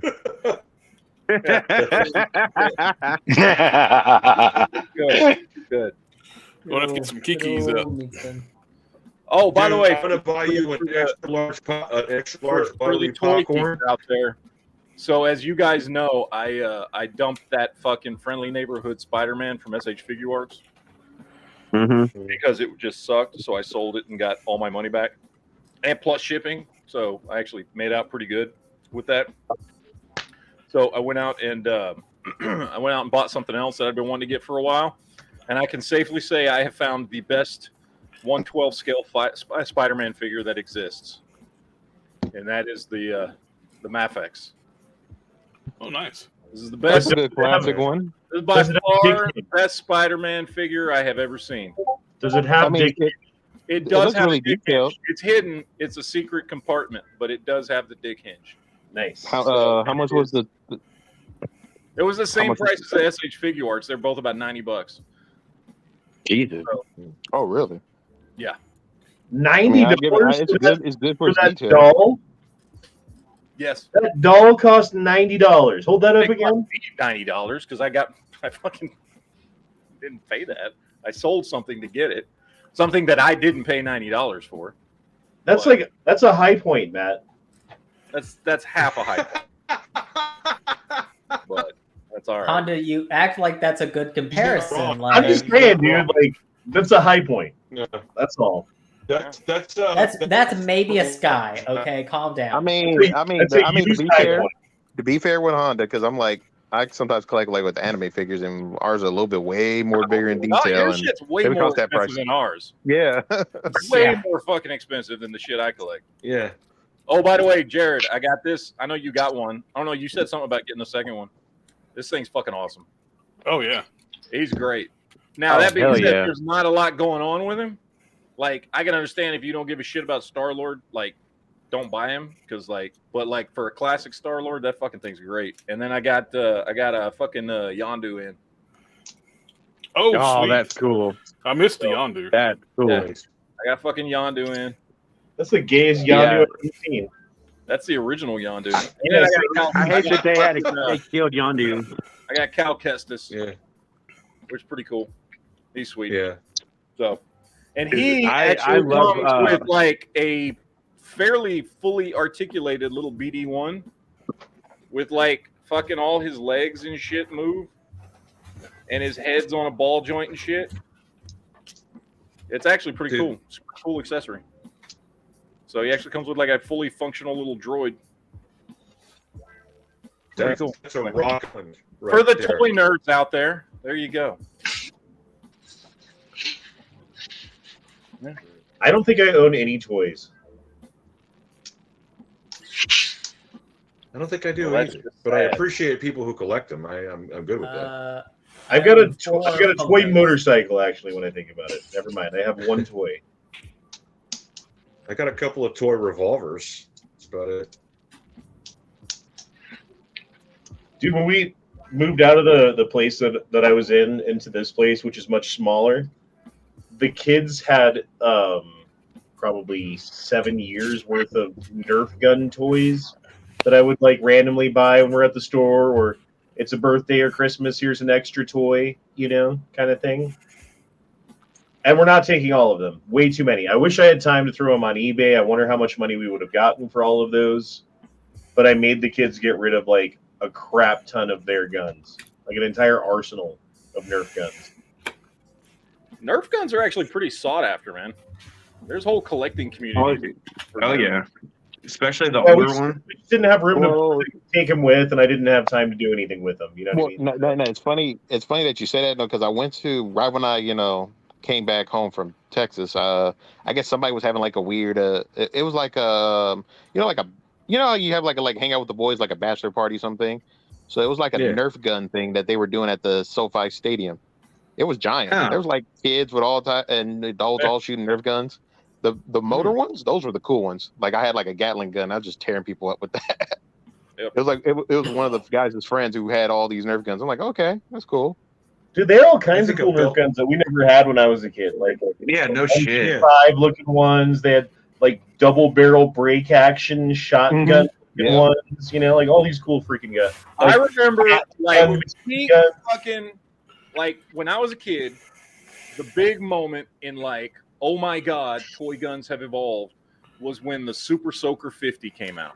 Oh yeah. Oh yeah. And that motherfucker, like, I had a Super Soaker edition for a few years when that bitch came out, which was like, I want to say Super Soaker came out in what, 89 or something like that. I can't remember. 89, 90. Okay, I remember. you remember the Nerf gun? It was like just a normal pistol, but it had a secondary trigger, and it had one that would come out of the magazine well. So in the commercial, it was like, I surrender, and the kid would put his hands up or his gun up in the air, but then so the kid would be like, I got you, haha, but not shoot him, and then he'd be like, gotcha, bitch, and he would hit the button and he would like shoot out of the magazine well. And the kid turned into Dave Chappelle and yeah, Gotcha, bitch. Gotcha, bitch. That was my much sought after gun, and it worked like one time when you fought with your friends, and they'd be like, I'll shoot you anyways. Yeah. I was just thinking, it's only good for one time. Hey, it was super cool in the commercial, okay? Yeah. Going in there, right? So did they make a belt-fed mechanical Nerf gun? Because I'd totally be down to buy that. They did, but But see, here's the thing.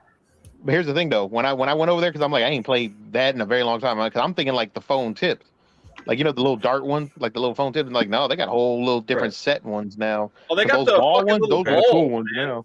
The Those little ball fucking, ones. those fucking Yeah, the balls. Yeah. Yep. Yeah, little gel balls. Have you seen those guns that they've got now? Like, yeah, the like ammo, Orbeez. it's like a fucking sugar packet or whatever, and then you like put it in water. And it's like an Orbeez. And yeah, and those ones are like, I heard they're like, oh, some are good or some are bad. Like, you got to know those gel things. Those are something totally different because I ain't related to Nerf. No, what I'm saying is that's a different thing, and I kind of want to, like, I feel like that would be fun for practice without getting hurt, you know? Yeah, it's kind of weird. Some of those look realistic too. Dude, if we all lived close to each other, we would totally have to fucking start playing paintball. Oh, fuck yeah. Paintball is fucking either great. paintball or airsoft. Yeah, well, it's airsoft now, dude. Bless you. I did airsoft, but I never did man. paintball. Airsoft's for pussies. Fuck airsoft. No, not so much. Paintball will fuck you up, and it's great. Yep. That shit, you get smacked with a fucking paintball, you're fucking bleeding. It's fucking great, man. Airsoft is like, beep, beep, beep, beep, beep, beep. I've been shot with airsoft a bunch of times. That's for pussies. You guys to get hit with a goddamn fucking paintball marker from about fucking 25 feet away, smack in the head. You got. I hate watching those airsoft like videos, like bleeding. You get those videos like an airsoft, like this cheater won't say you got shot. How you know you got shot when you're that? You can't across the field and like shot with a fucking paintball gun because it either leaves paint on you or a giant red whelp. Yeah. Like those videos I never got talking shot. about, it's all made by the same person. My point I've is, seen those YouTube shorts too that you're talking about, and it's I see them too. My point is that with airsoft, you can literally recreate the gun you would normally carry on our actual real life loadout. You're roboting with air. Now, if I'm out there playing, I don't give a shit if I can have something that looks like something else I have. I want a fucking paintball. Shooting a fucking paintball at like fucking, 300 to 500 feet per second. That bitch will fuck you up. It adds something to the fucking scenario you're in. Like it takes you way more serious than fucking airsoft. Airsoft was created because there were too many pussies who fucking didn't want to get shot with a paintball because it hurt. I actually played in a couple of paintball tournaments to where they say you can't shoot someone within like 12 or 15 feet because it hurts so fucking bad and you'll bleed and you Dude, I've been shot from 10 feet away in the back of the head and my scalp was bleeding. You have those helmets on that just cover the front of your face, and some dude came around behind me and went, pop! Bam! I had a big fucking knot on the back of my head. My scalp was bleeding and shit. But you know what? I had fucking fun. It was great. I did not know how much they really hurt. I only knew about the if you wanted to fuck with people, freeze those, I was going to say, really hurt. Don't do that. People say that you're gonna kill somebody. because the shit they put in those paintballs doesn't freeze. It's like antifreeze. Yeah, you gotta put in like liquid nitrogen to freeze that. Yeah, stuff. that shit doesn't actually freeze. That's a fucking myth. So that was like a rumor thing way back in the day? Yeah, it's a wives' tale. Yeah, didn't like the old ones though? Didn't they have to like change the formula because people were freezing them? Oh yeah, when they first came out. Yeah, because in the 90s when they originally came out with them, you could freeze the paint. But by the I time, remember like a friend of mine actually froze them and went around shooting stuff around the neighborhood. Yeah, early on when they had those old school paintball markers back in the 90s when they first hit the market, so the paintballs like that you would get, the liquid inside was you could freeze it, but they added I think basically like fucking they added basically antifreeze to it. To the formula, they made it more oily, than watery, so it can't freeze. Yeah. See, but I mean, there were people doing it though. Yeah, but that was a long time ago. You haven't been able to do that for like 20, 25 years. Still love how that turned out. Yeah, that fucking thing looks great. I remember playing paintball one time, and I got shot from probably 15 feet away in the neck. Yep. Now, I completely forgot his eye color. I thought he had brown eyes. He's got like hazel eyes. A dude in engineer school got dropped and made into a cook or something because he lost his eye in a paintball game. He didn't wear a mask, running around and got shot in the eye with a paintball gun, and they gutted his eye out, and had to go be a cook because he had no depth perception, couldn't be an operator. Yeah, no, you got to. As they say, it's all fun and games to lose an eye. Shoot your eye out, kid. Yeah, no, that shit was fucking great, man. Paintball's fun as shit. I'm gonna piss off a bunch of airsofters. Pussy airsofters. It's real because it's called Milsim. Well, the thing about airsoft that's cool is just that, like the stuff that you can buy looks real and feels real and is weighted, and like that's what's cool about it. You can test your loadout. You can test your loadout, like your magazine pouches and all that other shit. You can all test it out. Or even just go play like a game and then you realize, dang, cardio sucks. Yeah, you can do that too. The airsoft looks so realistic too, though. It can also get you shot by the cops. Well, that's why you have the orange tip. I mean, and don't be an asshole. Point your shit down if you're walking away from an airsoft game. Come on now. There was a few years ago, there was a kid in the city closest to me, had headphones on and was carrying an airsoft and got shot. Mm-hmm. Was he black? Yes. Yeah. Why'd you whisper it? Wow. We should talk about something else in the Geek Channel. Oh, jeez. Do y'all want to hear a funny story? Is it really funny? It's kind of funny. Okay. Is it funny, ha-ha, or is it funny, Funny, haha. Slight Okay. backstory. So All right. when I was a little kid, my favorite animal was penguins. Was it last week? Yes. So my parents, for Christmas, like in 2005 or whatever, got me the documentary March of the Penguins. Because they're like, oh, penguins. Yeah, a lot of penguin death in there. So they put it on at Christmas, and me and my sister watched it, and like it traumatized my sister. Yeah. Well, all these penguins dying. Exactly. Well, my sister is pregnant and is having her kid like soon. So I was like, oh, I'm gonna be a good uncle. I'm gonna buy her like a bunch of movies, like Blu-rays. Uncle. Yeah, uncle. A bunch of Blu-rays to have. I got her, like Beauty and the Beast, Treasure Planet. What else? Land Before Time. Like classic movies. Right. And I was gonna wrap them all, and then on the bottom, I got a copy of March of the Penguins. Yeah, you got to do that. But you got to record her reaction. Yes, I will. Oh, why would you give this to our son? Well, add Transformers the movie Our too. son, I caught that. Add Transformers the movie too. They kill Optimus Prime and a bunch of other Autobots. Yeah, a lot of guys died in that, man. Fucking Ironhide, Ratchet, Prowl. Ironhide basically got his torso blown off. Head and upper torso. His head, yeah. He like point blank by Megatron. I remember watching that as a kid, just being like, "What?" Dude, my fucking world ended. What? I was like, "Oh my god, fuck my life," and I was like 9 years old. It was like a traumatizing. Because Optimus Prime, goddamn, got killed. Like the opening, like the next to opening scene is just all these fucking Transformers, getting slaughtered on a ship. They're right. And all the ones you cared about too. Right. It was all the G1 like Brawn and Prowl and Ratchet and Ironhide. You know what I mean?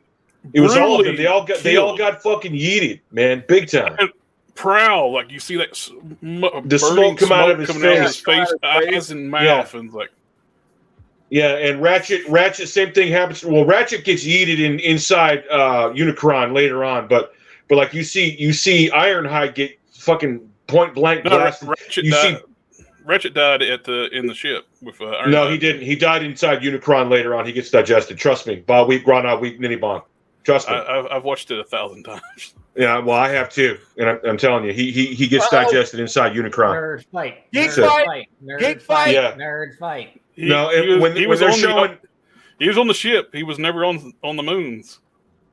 No, he was Ratchet. It gets digested inside the vat inside Unicron. Mm-mm. Yeah, okay. We're about to look this up. We're gonna settle this. All right, I'm telling you. But Brawn gets his entire upper left. I think it's his upper left arm blown off. He's dead. I mean, Brawn, and a couple of other ones,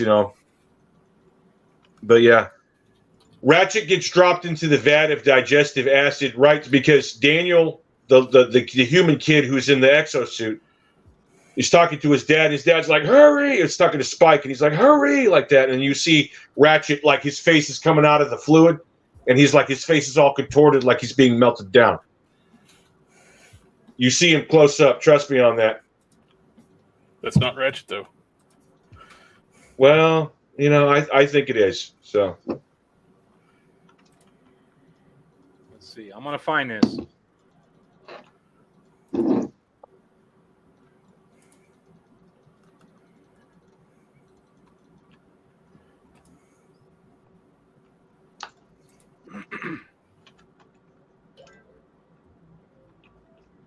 Yeah, I'm the only person in the chat that knew what the universal greeting was when Matt threw it out. So I mean, I am a Transformers fucking geek nerd. I'm just saying.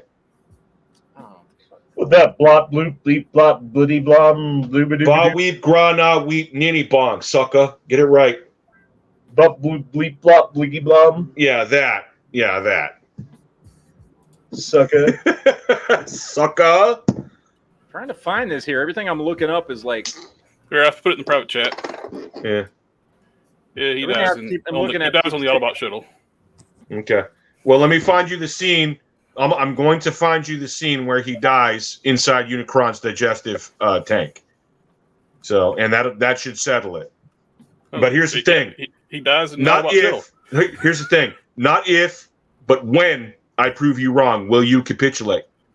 Jesus. I'm not wrong, so what kind of if you can find it, sure. If you can find a scene that doesn't exist, sure. You're wrong, Dan. Right. You're wrong again. Okay. Transformers for life. Give me 1 second. Give me one second. And I will show you exactly. Huh? Your second's up. Blop bloop bleep blop blitty dum. Yeah.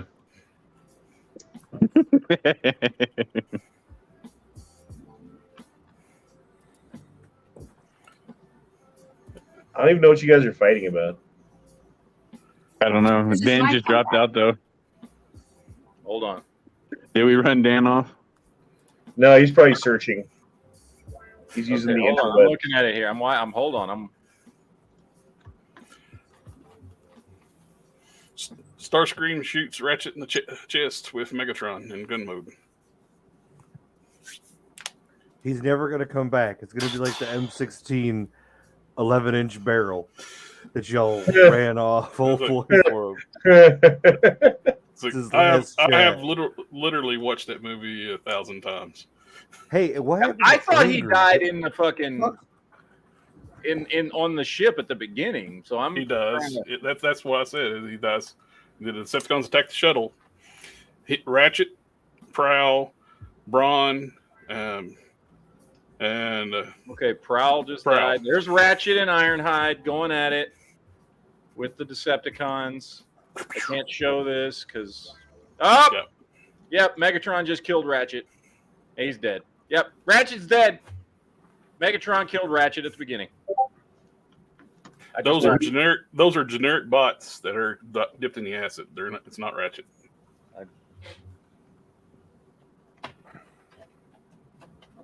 I still don't know what the fuck you guys are talking about. Transformers the movie, the 1986. Ratchet just died. Starscream shoots him with Megatron. Yep. Man, I don't remember all the names. Just saying. Yeah, I never bothered learning anyone's name besides Megatron and Bumblebee.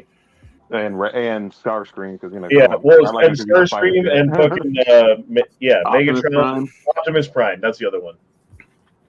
Yeah, and was it the other one, Jazz or something? All right. Here's Mirage. All right.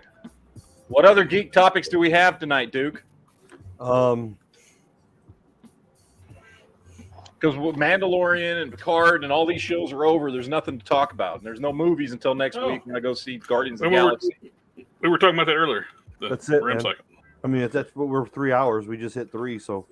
I got the Ram cycle here. That's cool. Lele says, when's the new Transformers movie coming out with Beast characters in it? In June? Beginning of June, I think? Yeah, first week of June. Finally, shit. I do want to see that one. I do want to see that one. I was a huge Beast Wars fan. Beast Wars is in my opinion, best Transformers series we've ever gotten.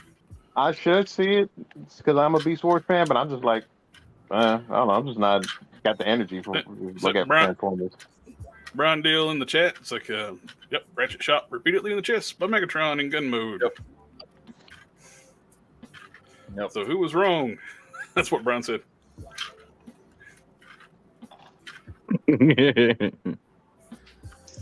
All right, guys. I think it's time to wind this one down.